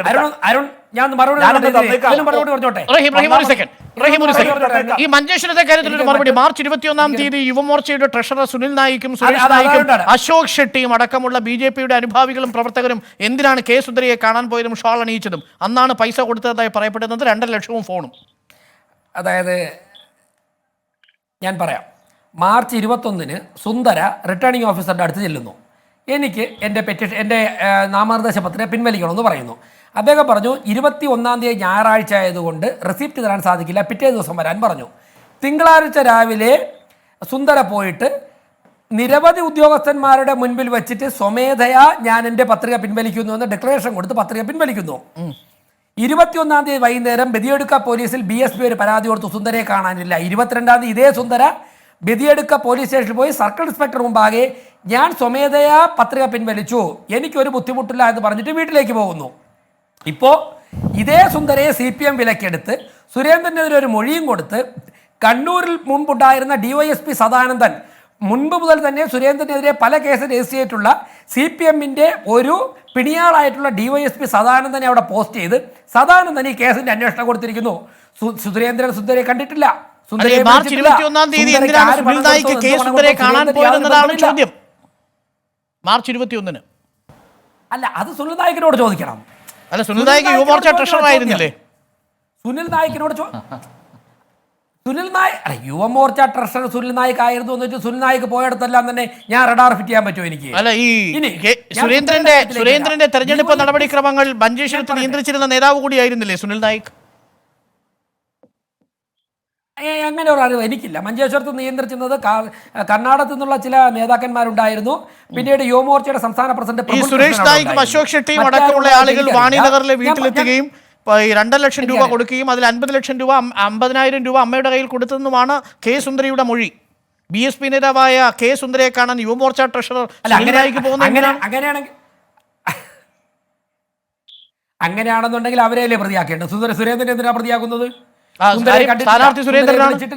സ്ഥാനാർത്ഥി സുനിൽ നായിക്കല്ല, സ്ഥാനാർത്ഥി സുരേന്ദ്രനാണ്. അല്ലെ, അങ്ങനെയാണെങ്കിൽ ഇത് അല്ല, പണം കൊടുക്കുന്നവരെയല്ലേ പ്രതിയാക്കേണ്ട? സ്ഥാനാർത്ഥിയാണ് പ്രതിയാക്കേണ്ടത്. സുരേന്ദ്രന് വേണ്ടിയാണ് പണം കൊടുത്തതെന്നാണ് സുരേന്ദ്രന് വേണ്ടി പണം കൊടുത്തു എന്നാണ് കെ സുന്ദരയുടെ മൊഴി. എന്നാര് പറഞ്ഞു? കെ സുന്ദര. എങ്കിൽ അവരെയല്ലേ പ്രതിയാക്കേണ്ട? സുരേന്ദ്രൻ പറഞ്ഞോ? എന്നാണ് കെ സുന്ദര പറഞ്ഞത്? പണം കൊടുത്തു എന്ന് പറയുന്നത്. അപ്പോൾ സുന്ദരയെ സുരേന്ദ്രൻ വിളിച്ചിട്ടില്ല, സുന്ദരയെ സുരേന്ദ്രൻ കണ്ടിട്ടില്ല, പിന്നെ എന്തിനാ സുരേന്ദ്രനെ പ്രതിയാക്കുന്നത്? പണം കൊടുത്തവരല്ലേ പ്രതിയാക്കേണ്ടത്? അപ്പോൾ സാധാരണ പറയുന്നത് പോലെ പണം കൊടുത്തത് കെ സുരേന്ദ്രന് വേണ്ടിയാണ്. കെ സുരേന്ദ്രനെ തെരഞ്ഞെടുപ്പിൽ പരാജയപ്പെടുത്താതിരിക്കാൻ കെ സുന്ദരയെ സ്ഥാനാർത്ഥിത്വത്തിൽ നിന്ന് പിന്മാറ്റണം, അതാണ് ആവശ്യം. അതിനുവേണ്ടി സുനിൽ നായിക്ക് സമീപിക്കുന്നു, 2.5 ലക്ഷം കൊടുക്കുന്നു. നിങ്ങൾ അതൊക്കെ പലപ്പോഴും അത് ആവർത്തിക്കേണ്ട അരുൺ, എനിക്കറിയാം കഥ. അതായത് അങ്ങനെ പണം ആരെങ്കിലും കൊടുത്തിട്ടുണ്ട് എന്നുണ്ടെങ്കിൽ നിങ്ങൾ അവരെ പ്രതിയാക്കിക്കോ, അതിന് തെളിവുണ്ട് നിങ്ങൾ ശിക്ഷിച്ചോ. അതിനെന്തിനാണ് കോതിയിൽ നിൽക്കുന്ന സുരേന്ദ്രനെ നിങ്ങൾ പ്രതിയാക്കുന്നത്? മഞ്ചേശ്വരത്ത് നിൽക്കുന്ന കെ സുരേന്ദ്രൻ, കോന്നിയിലെന്ന് പറയരുത്, മഞ്ചേശ്വരത്തെ കെ സുരേന്ദ്രൻ. ആ ദിവസം അല്ല, എൻ്റെ കണക്കൂട്ടലിൽ ഞാൻ അറിയുന്ന വസ്തു ശരിയാണെന്നുണ്ടെങ്കിൽ അദ്ദേഹം ആ ദിവസം കൊന്നിയിലായിരുന്നു എന്നാണ് സബ്ജക്ട് ടു കറക്ഷൻ. എന്തായാലും സുരേന്ദ്രൻ സുന്ദരയെ കണ്ടിട്ടില്ല, സുരേന്ദ്രൻ സുന്ദരയെ വിളിച്ചിട്ടില്ല, സുരേന്ദ്രൻ മത്സരിക്കാനോ പിന്മാറാനോ ആവശ്യപ്പെട്ടില്ല. പിന്നെ നിങ്ങൾ എന്തിനാണ് സുരേന്ദ്രനെ പ്രതിയാക്കുന്നത്? അപ്പോൾ ഇന്റൻഷൻ ക്ലിയർ ആണ്. വാസവന്റെ ബന്ധുവിനെയും അതുപോലെ തന്നെ സദാനന്ദനെയും പോലുള്ള പോലീസുകാരെ കൊണ്ടുവന്ന് കെ സുരേന്ദ്രൻ എന്നുള്ള നേതാവിനെ പരമാവധി പീഡിപ്പിക്കുക. കെ സുരേന്ദ്രനെ പീഡിപ്പിക്കുന്നതിലൂടെ പാർട്ടി സെക്രട്ടറിയുടെ മകൻ ഇപ്പോഴും സംശയം ബാക്കി നിൽക്കുന്നത് ഇതിൽ കാണുന്ന പ്രേക്ഷകർക്ക് സംശയമുള്ളത് എന്താണെന്നറിയോ? ഈ സുനിൽ നായിക് അഭിമാനപൂർവ്വം തന്റെ ഫേസ്ബുക്കിൽ മാർച്ച് 21-ാം തീയതി ഇട്ട ഫേസ്ബുക്ക് പോസ്റ്റ് ഇത്ര വിനയായി തീരുമെന്ന് ഈ സുനിൽ നായിക്ക് കരുതിയിട്ടുണ്ടാവില്ല. സുനിൽ നായിക്ക് ഇട്ട ഫേസ്ബുക്ക് പോസ്റ്റ് അക്ഷരാർത്ഥത്തിൽ തിരിഞ്ഞുകൊത്തുന്ന കഥയാണ് നമ്മൾ കാണുന്നത്. സുനിൽ നായിക് എന്ന യുവമോർച്ച ട്രഷററും BJPയുടെ സംസ്ഥാന അധ്യക്ഷനും തമ്മിലുള്ള ബന്ധം എന്താണെന്ന് VV രാജേഷിന് ഞാൻ വിവരിച്ചു തരണോ? അല്ല, എന്തായാലും സുനിൽ നായിക്കും സുരേന്ദ്രനും തമ്മിൽ രക്തബന്ധമൊന്നുമില്ല. പക്ഷേ പാർട്ടി പ്രവർത്തകർ എന്നുള്ള നിലയ്ക്കുള്ള ബന്ധം ഉണ്ടാവും. ഇതിലിങ്ങനെ പ്രതിയാക്കാൻ പറ്റുന്നത് ഇതൊക്കെ കോടതിയിൽ ചെല്ലുമ്പോഴേക്കും ഞങ്ങൾക്ക് ചോദിക്കാം. അഭിലാഷ് പറയൂ, ഇതിലെങ്ങനെ പ്രതിയാക്കാൻ സാധിക്കുന്നത്? എനിക്ക് അധിക നേരമായി താങ്കൾ ഇതിൽ ഇടപെടാതിരിക്കുന്നത്. നമ്മളെ ചർച്ചയുടെ ഒരു ഘട്ടം എത്തിയത് കൊണ്ടാണ്, ഇവർ തമ്മിലുള്ള വാഗ്വാദം ഒരു ഘട്ടം എത്തിയത് കൊണ്ടാണ് എനിക്ക് താങ്കളെ ക്ഷണിക്കാതിരുന്നത്. പക്ഷേ ഇപ്പോൾ രാജേഷ് ആവശ്യപ്പെട്ടതനുസരിച്ച് ഈ ഒരു വിഷയത്തിൽ സുന്ദരയ്ക്ക് സ്ഥാനാർത്ഥിത്വത്തിൽ നിന്ന് പിന്മാറാൻ 2.5 ലക്ഷം രൂപ കൊടുത്തത് സുനിൽ നായിക്കും സുരേഷ് നായിക്കും അസോസിയേറ്റ് ടീം ചേർന്നാണെന്നാണ് ഈ പരാതിയിൽ പോയിരിക്കുന്നത്. ആ പരാതിയുമായി ബന്ധപ്പെട്ടാണ് ഇപ്പോൾ കെ സുരേന്ദ്രനെതിരെ പോലീസ് കേസ് രജിസ്റ്റർ ചെയ്യാൻ കോടതിയുടെ അനുവാദം നൽകിയിരിക്കുന്നത്. യഥാർത്ഥത്തിൽ അങ്ങനെ ഒരു കേസെടുക്കാൻ, കെ സുരേന്ദ്രനെതിരെ കേസെടുക്കാൻ സാധിക്കുമോ എന്നാണ് ചോദ്യം. രാജേഷ് പറയുന്നു കഴിയില്ല, കാരണം പൈസ ഈ സുരേന്ദ്രൻ കൊടുത്തിട്ടില്ല, സുരേന്ദ്രനും സുന്ദരയും തമ്മിൽ ഒരു ഫോൺ കോൾ പോലും ഇല്ല. കേസെടുക്കാം, ഞാൻ പറഞ്ഞില്ല. കേസെടുക്കാം, പ്രതി ചേർക്കാം, പോലീസിന് ആരെയും പ്രതി ചേർക്കാം. കേസെടുക്കാൻ കഴിയില്ലെന്ന് ഞാൻ പറഞ്ഞില്ല. പോലീസിന് ആരെയും പ്രതി ചേർക്കാം, പക്ഷെ നിയമപരമായ നിൽക്കില്ല. ഓക്കെ, ശ്രീ അഭിലാഷ്. ശ്രീ രാജേഷിന് അദ്ദേഹത്തിൻ്റെതായിട്ടുള്ള ഡിഫൻസ് ഉണ്ടാവുമെങ്കിൽ തന്നെയും കോടതിയുടെ അനുമതിയോടുകൂടിയാണ് കേസ് എടുത്തിരിക്കുന്നത്. ഇപ്പോൾ ഈ സെക്ഷൻ 171B പ്രകാരം ഇലക്ഷൻ കോഴ അത് കൊടുത്തിട്ടുണ്ടെങ്കിൽ അതിനൊരു മോട്ടീവ് ഉണ്ട്. അതെന്തിനു വേണ്ടിയിട്ടാണ്? സ്ഥാനാർത്ഥിത്വത്തിൽ നിന്നും പിന്മാറാൻ. അപ്പൊ അന്വേഷണ ഏജൻസിക്ക് തീർച്ചയായിട്ടും ആ മോട്ടീവ്, ഇതാര് പണം കൊണ്ട് കൊടുത്തു എന്നതുകൊണ്ട്, ഇപ്പം ഒരു വ്യക്തി ഏജന്റായി പ്രവർത്തിച്ചു എന്നതുകൊണ്ട് ഏജന്റിന് മാത്രമാണ് ഇതിന്റെ കൾപ്പബിലിറ്റി എന്ന് വാദിക്കുന്നത് എത്രത്തോളം റീസണബിൾ ആണെന്ന് അറിയില്ല. ആത്യന്തികമായിട്ടും ഇതിന്റെ പുറകിൽ സ്ഥാനാർത്ഥിത്വത്തിൽ നിന്നും പിന്മാറാൻ അദ്ദേഹത്തിന് കോഴ കൊടുത്തിട്ടുണ്ടെങ്കിൽ അതിനൊരു ഉദ്ദേശം ഉണ്ടാകും. ആ ക്രൈമാണ് അവിടെ ഇൻവെസ്റ്റിഗേറ്റ് ചെയ്യപ്പെടേണ്ടത്. അപ്പം ആർക്കാണ് അതുകൊണ്ട് നേട്ടമുണ്ടാകുന്നത് എന്ന് ഏജൻസി പരിശോധിച്ച് മൊഴികൾ എടുത്ത് ഇതിനെ സംബന്ധിച്ച് ഇൻവെസ്റ്റിഗേഷൻ നടത്തുമ്പോൾ മാത്രമാണ് അത് അറസ്റ്റ് ഉൾപ്പെടെയുള്ള നടപടികളിലേക്ക് നയിക്കുന്നത്. ഇതൊരു നോൺ കോഗ്നൈസബിൾ ഒഫൻസ് ആയതുകൊണ്ട് തന്നെ കോടതിയുടെ അനുമതി കിട്ടിയിരിക്കുകയാണ്. കോടതി, നീതിന്യായ വ്യവസ്ഥയുടെ നിഷ്പക്ഷ മുഖമായ കോടതിയാണ് അവിടെ ഓതറൈസേഷൻ നൽകിയിരിക്കുന്നത്. അതുകൊണ്ട് തന്നെ ഇവിടെ രജിസ്റ്റർ ചെയ്തിരിക്കുന്ന കേസ് വളരെ ഗുരുതരമാണ്. കോഴ കൊടുത്ത് അദ്ദേഹത്തിന്റെ സ്ഥാനാർത്ഥിത്വം പിൻവലിപ്പിച്ചെങ്കിൽ അതിനൊരു ഉദ്ദേശം ഉണ്ടായിരിക്കും. ആ ഉദ്ദേശം അത് BJPക്കും CPM-നും കോൺഗ്രസിനും നമ്മുടെ നിയമവ്യവസ്ഥയ്ക്കും ഫ്രീ ആൻഡ് ഫെയർ ഇലക്ഷൻ നമ്മുടെ ഭരണഘടനയുടെ മൗലിക സ്വഭാവമാണ്, ഘടനയുടെ ഭാഗമാണ്. എല്ലാവർക്കും വേണ്ടി, എല്ലാവരുടെ ഇൻട്രസ്റ്റിന് വേണ്ടി ഇത്തരമൊരു നടപടി നടന്നിട്ടുണ്ടെങ്കിൽ അത് ഏത് സംഘടനയുടെ പ്രസിഡന്റ് ആണെങ്കിലും ആ വ്യക്തി ജയിലിൽ പോകുമെന്ന് ഉറപ്പുവരുത്തേണ്ടത് നമ്മുടെ ഭരണഘടനാ വ്യവസ്ഥയുടെ അനിവാര്യതയാണ്. കോടതിയുടെ അനുമതിയോടുകൂടിയാണ് ചെയ്തിരിക്കുന്നത്. ഇനി അന്വേഷണ ഏജൻസിയാണ് ഇനി അത് പരിശോധിച്ച് എത്രത്തോളം എങ്ങനെയാണ്. ചുരുക്കി അങ്ങേക്ക് പോകാനും സമയമായി മനസ്സിലാവുന്നു. രാജേഷ്, ഞാനൊരു വേറെ ഡിസ്കഷൻ നടക്കുകയാണ് ഒരു ഓൺലൈനിൽ. അരുൺ, ഇതിപ്പോൾ അഭിലാഷേ, അതിപ്പോൾ ഈ കേസിൽ മാത്രമല്ല, അഭിലാഷ് വളരെ കഠിനമായ ഭാഷയിൽ ജയിലിലേക്ക് പോകണമെന്നൊക്കെ പറഞ്ഞു. അത് 323-ലായാലും തെളിഞ്ഞു കഴിഞ്ഞാൽ ജയിലിലേക്ക് പോകണം. അത് ഇതിൽ മാത്രമല്ല, ഒരു 294B-ലായാലും റോഡിൽ നിന്ന് ചീത്ത വിളിച്ച് കഴിഞ്ഞാലും തെളിഞ്ഞു കഴിഞ്ഞാൽ ജയിലിൽ പോകണം. ഇതും തെളിഞ്ഞു കഴിഞ്ഞാൽ ജയിലിൽ പോകണം. അതുകൊണ്ട് ഇത് മാത്രമൊന്നുമല്ല, ആകെ ജയിലിൽ പോകേണ്ട കേസ്. അങ്ങനെയുള്ളൊരു വ്യാഖ്യാനത്തിലേക്ക് അങ്ങെത്തണ്ട. ജയിൽ ശിക്ഷിച്ച് കഴിഞ്ഞാൽ ഏത് കേസിലായാലും പോകണം. ഇവിടെ ഞാൻ പറഞ്ഞത്, ഇതിൽ സുരേന്ദ്രൻ സുന്ദരയെ കണ്ടിട്ടില്ല, സുരേന്ദ്രൻ സുന്ദരയെ വിളിച്ചിട്ടില്ല, സുരേന്ദ്രൻ ആർക്കും പണം കൊടുത്തിട്ടില്ല. അങ്ങനെ വരുന്നൊരു സാഹചര്യത്തിൽ ഒരു CPM പോലീസ് ഉദ്യോഗസ്ഥനെ കൊണ്ടുവന്ന് സുരേന്ദ്രനെ പ്രതിയാക്കുമ്പോഴാണ് ആ പൊളിറ്റിക്കൽ ഇന്റൻഷൻ, അവിടെ ഒരു മോട്ടീവ് ഉണ്ടല്ലോ. അല്ല ശ്രീ രാജേഷ്, എന്റെ സംശയമല്ല, സുനിൽ നായിക്ക് പൈസ കൊടുത്തിട്ടുണ്ടെങ്കിൽ അത് എന്തിനു വേണ്ടിയാണെന്നുള്ളതല്ലേ ചോദ്യം. സുനിൽ നായിക്ക് സ്ഥാനാർത്ഥിയല്ല, സുന്ദരയെ മാറ്റുന്നത് കൊണ്ട് സുനിൽ നായിക്കിന് ഗുണമില്ല. എങ്ങനെ കെ സുരേന്ദ്രൻ അല്ലാതെ കെ സുന്ദരയെ ഈ തെരഞ്ഞെടുപ്പിൽ നിന്ന് മാറ്റുന്നത് കൊണ്ട് ആർക്കാണ് ഗുണം? സുനിൽ നായിക്ക് ഒന്ന് സുനിൽ നായിക്ക് പണം കൊടുത്തിട്ടില്ല. 2, സുന്ദര തന്നെ ഉദ്യോഗസ്ഥന്മാരുടെ മുമ്പിൽ പറഞ്ഞിട്ടുണ്ട്, ഞാൻ സുനിൽ നായിക്ക് പണം കൊടുത്തിട്ടില്ല എന്ന് ഈ രാജേഷിന് ഉറപ്പാണ്. സുനിൽ നായിക്ക് സുരേന്ദ്രന് വേണ്ടി യാതൊരു തരത്തിലുള്ള ഇടപെടലും നടത്തിയില്ല, പണവും കൊടുത്തില്ല, അങ്ങനെ ഏൽപ്പിച്ചിട്ടുമില്ല. സുനിൽ നായിക്ക് സുരേന്ദ്രന്റെ ചീഫ് ഇലക്ഷൻ ഏജന്റുമല്ല. അങ്ങനെ ഒരു ബന്ധം വന്നെങ്കിൽ തന്നെ സുനിൽ നായിക്ക് സുരേന്ദ്രന്റെ ചീഫ് ഇലക്ഷൻ ഏജന്റ് ആയിരിക്കണമായിരുന്നു. അങ്ങനെ വന്നിട്ടില്ല. ഇനി വേറൊരു കാര്യം, ഞാൻ പറയട്ടെ, ഞാൻ കംപ്ലീറ്റ് ചെയ്യട്ടെ. ഈ പറയുന്ന സുന്ദര തന്നെ തെരഞ്ഞെടുപ്പ് ഉദ്യോഗസ്ഥന്മാരുടെ മുൻപാകെ സത്യവാങ്മൂലം കൊടുത്തിട്ടുണ്ട്. ഞാൻ സ്വമേധയാ പിൻവാങ്ങുന്നു. ബദിയടുക്ക പോലീസ് സ്റ്റേഷനിൽ പോയിട്ട് ഈ സുന്ദര പറഞ്ഞിട്ടുണ്ട്, CIയുടെ മുൻപാകെ എന്നെ ആരും തട്ടിക്കൊണ്ടുപോയിട്ടില്ല, ഞാനിവിടെ ഉണ്ട്, സ്വമേധയാ പിൻവലിച്ച് വാങ്ങിയിരിക്കുന്നു. അതൊക്കെ തന്നെ റെക്കോർഡ് ചെയ്തിരിക്കുകയല്ലേ? ആ റെക്കോർഡ് മൊഴികളിലൂടെ കിടക്കുമ്പോഴേക്കും എന്ത് റെലവൻസ് ആവുള്ള ബാക്കി കാര്യങ്ങൾക്ക്? റിജിൽ ബാക്കുട്ടി, സമയം വളരെ പരിമിതമാണ്. എനിക്കറിയാം അധികം സമയം താങ്കൾക്ക് ലഭിച്ചിരുന്നില്ല. കാരണം പ്രധാനപ്പെട്ട 2 വാദങ്ങൾ ഇവിടെ വളരെ ശക്തമായി ഉയർന്നൊരു സാഹചര്യത്തിൽ കൂടിയായിരുന്നു. ശ്രീ റിജിൽ ബാക്കുട്ടി, ഇന്ന് യഥാർത്ഥത്തിൽ നിങ്ങൾ നിയമസഭയിൽ ഉന്നയിച്ച വിഷയം, ഈ സർക്കാർ ഈ കൊടകര കള്ളപ്പണം വെച്ചുകൊണ്ട് സ്വർണ്ണക്കടത്ത് വിഷയത്തിൽ ഒരു ചതുരംഗ നീക്കം നടത്തുകയാണ് എന്ന ഉറച്ച ബോധ്യത്തിലാണോ, അതല്ല അങ്ങനെ സംഭവിക്കരുത് എന്ന പ്രതീക്ഷയിലാണോ? ഡോക്ടർ അരുൺ, ഈ കേസിൽ യഥാർത്ഥത്തിൽ BJPയുടെ നേതാക്കന്മാർക്ക് പങ്കുണ്ട് എങ്കിൽ അവർ പ്രതികളാക്കപ്പെടണം, അവരെ നിയമത്തിന് മുമ്പിൽ കൊണ്ടുവരണമെന്നുള്ള വളരെ കണിശമായിട്ടുള്ള നിലപാട് തന്നെയാണ് ഞങ്ങളുടെ നിലപാട്. ഒരാൾ പോലും, പ്രത്യേകിച്ച് ഈ രാജ്യത്ത് നേരത്തെ സൂചിപ്പിച്ചതുപോലെ രാജ്യത്ത് കള്ളപ്പണത്തിനെതിരെ ചൗക്കീദാരുടെ പ്രഖ്യാപനം കേട്ട് ചന്ദ്രഹാസം നടത്തിയവരാണ് സുരേന്ദ്രൻ ഉൾപ്പെടെയുള്ള ആളുകൾ. അത്തരം നേതാക്കന്മാർക്ക് നേരെയാണ് വളരെ കൃത്യമായ എവിഡൻസോടുകൂടിയുള്ള പല തെളിവുകളും പുറത്തു വന്നുകൊണ്ടിരിക്കുന്നത്. എന്നിട്ട് പോലും അവർക്കെതിരെ അന്വേഷണം നടത്താതിരിക്കുന്നു എന്ന് കാണുമ്പോൾ ഞാനൊരു കാര്യം കൂടി സിമ്പിളായി പറയാൻ ആഗ്രഹിക്കുകയാണ്. KM ഷാജി MLAയുടെ വീട്ടിൽ വിജിലൻസ് പോയല്ലോ. ഇപ്പോൾ ഈ സുരേന്ദ്രനുമായി ബന്ധപ്പെട്ട പ്രസീത അഴീക്കോട്ടിൻ്റെ വെളിപ്പെടുത്തൽ വന്നു, ഇപ്പോൾ സുന്ദരയുടെ വെളിപ്പെടുത്തൽ വന്നു, അതോടൊപ്പം തന്നെ സുനിൽ നായിക്കുമായി ബന്ധപ്പെട്ട കാര്യങ്ങൾ ഇവിടെ ചർച്ചയ്ക്ക് വന്നു. അപ്പോൾ അത്തരം കാര്യങ്ങളെല്ലാം ഉണ്ടായിട്ടും എന്തുകൊണ്ട് സുരേന്ദ്രനിലേക്ക് അത്തരത്തിലുള്ള ഒരു അന്വേഷണം ഉൾപ്പെടെയുള്ള കാര്യങ്ങൾ പോകുന്നില്ല എന്നുള്ള ആശങ്ക 10-60 ദിവസമായാലോ ഈ കേസ് നടക്കുന്നു. പല കേസിനകത്തും സുരേന്ദ്രന്റെ വളരെ കൃത്യമായ വോയിസ് ആണല്ലോ. പോലീസ് കേസ് രജിസ്റ്റർ ചെയ്തില്ലേ കോടതി അനുമതിയോടെ?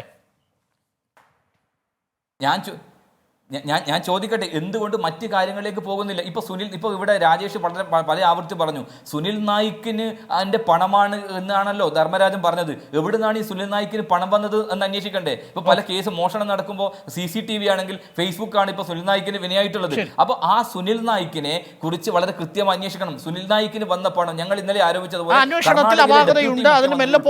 ആരോപണം. ഒരു നിമിഷം കൂടി CMR അഭിലാഷ്, എനിക്ക് താങ്കൾ ഒരു കാര്യം വിശദീകരിച്ച് പാതി വഴിയിൽ നിർത്തിപ്പോയതാണ്. അത് വിശദീകരിച്ചതിൽ താങ്കൾക്ക് കുറച്ചുകൂടി സമയം വേണമെന്ന് പറഞ്ഞിരുന്നു. 30 സെക്കൻഡ്സ്. ശ്രീ അരുൺ, പൊതുജന താല്പര്യാർത്ഥം ഈ വിശദീകരണം ഞാൻ ആവശ്യപ്പെട്ടതാണ്. ശ്രീ രാജേഷ് വളരെ സിമ്പിളായിട്ട് സാമാന്യവൽക്കരിച്ചുകൊണ്ടാണ് മറ്റേതെങ്കിലും ഒഫൻസ് പോലെ ജയിലിൽ പോകണ്ടേ എന്ന് പറഞ്ഞത്. ഇതങ്ങനെയല്ല. രാജേഷ് ഒരു അഭിഭാഷകനാണ്. എനിക്കറിയാം രാജേഷ് യൂട്യൂബിലൂടെ ഇതിന്റെ ബാക്കി ചർച്ച കാണും എന്നുള്ളത് കൊണ്ട് ഞാൻ പറയുകയാണ്. ഇത് രാജ്യത്തെ ജനാധിപത്യത്തെയും ഇലക്ടറൽ പ്രക്രിയയും അട്ടിമറിക്കുന്ന ഒരു വിഷയമാണ്. മറ്റോരോ ഒഫൻസിനും 6 വർഷത്തെ ഡിസ്ക്വാളിഫിക്കേഷൻ ഇല്ല റെപ്രസെന്റേഷൻ ഓഫ് പീപ്പിൾ ആക്ട് പ്രകാരം. 2 വർഷത്തിന് മുകളിൽ തടവ് ശിക്ഷ ഉള്ളിടത്ത് മാത്രമേ 6 വർഷം ഡിസ്ക്വാളിഫിക്കേഷൻ വരൂ. ഇവിടെ 1 വർഷത്തിൽ താഴെയാണ് തടവ് ശിക്ഷ. മിനിമം പണിഷ്മെന്റ് പറയുന്നില്ല. എന്നാലും ശ്രീ സുരേന്ദ്രൻ ശിക്ഷിക്കപ്പെട്ടു കഴിഞ്ഞാൽ 6 വർഷം അദ്ദേഹത്തിന് ഇലക്ഷന് നിൽക്കാൻ കഴിയില്ല. പിന്നെ ഹവാല ഡയറിയിൽ പേര് വന്നു എന്നതുകൊണ്ട് രാഷ്ട്രീയത്തിൽ നിന്നും മാറി നിൽക്കുമെന്ന് പ്രഖ്യാപിച്ച LK അദ്വാനിയെ പോലെയുള്ള ആൾക്കാർ നയിച്ചിരുന്ന ഒരു പാർട്ടിയുടെ സംസ്ഥാന പ്രസിഡന്റാണ് ഇത്തരത്തിലൊരു ആരോപണം നേരിടുന്നത്. അദ്ദേഹം ഒരു വെറും കാൻഡിഡേറ്റ് അല്ല, ഒരു പാർട്ടിയുടെ സംസ്ഥാന പ്രസിഡന്റ് ആണ്. എന്നതുകൊണ്ട് തന്നെ അഭിഭാഷകനായ രാജേഷ് വളരെ ഈസി ആയിട്ട് സാമാന്യവൽക്കരിച്ചുകൊണ്ട് മറ്റൊരു ഏതൊരു ഒഫൻസിനെയും പോലെയാണ് ഈ ഇലക്ടറൽ ഒഫൻസ് എന്ന് പറഞ്ഞാൽ അത് നിയമം അംഗീകരിക്കുന്നില്ല. റെപ്രസെന്റേഷൻ ഓഫ് പീപ്പിൾ ആക്ട് എടുത്ത് വായിച്ചു നോക്കൂ. ശിക്ഷിച്ചു കഴിഞ്ഞാൽ സുരേന്ദ്രൻ 6 വർഷം ഇലക്ഷന് നിൽക്കാൻ കഴിയില്ല. 1 വർഷത്തിൽ താഴെ മാത്രം തടവ് കിട്ടുന്ന ഈ ഒഫൻസിനെ ജനപ്രാതിനിധ്യ നിയമം പ്രത്യേക പരിഗണനയിൽ കണ്ടു എങ്കിൽ ഇത് ഈ ഒഫൻസിന്റെ വ്യാപ്തിയാണ് കാണിക്കുന്നത്. ജനാധിപത്യ പ്രക്രിയ അട്ടിമറിക്കുന്നതിന് തുല്യമാണ്. Thank you Abhilash, thank you Shri Rahim, thank you Rijil Bakkutty, thank you Shri VV Rajesh ഈ ചർച്ചയിൽ ചേർന്നതിന്. ജനാധിപത്യത്തെ അട്ടിമറിക്കാൻ പണം ഉപയോഗിക്കുന്നത് ഒരു ജനാധിപത്യ രാജ്യത്തെ ഏറ്റവും വലിയ കുറ്റമാണ്. അങ്ങനെ ചെയ്തിട്ടുണ്ടെങ്കിൽ ആ ചെയ്തിട്ടുള്ളത് ആരാണെങ്കിലും അവരെ നിയമത്തിന് മുന്നിൽ കൊണ്ടുവരണം.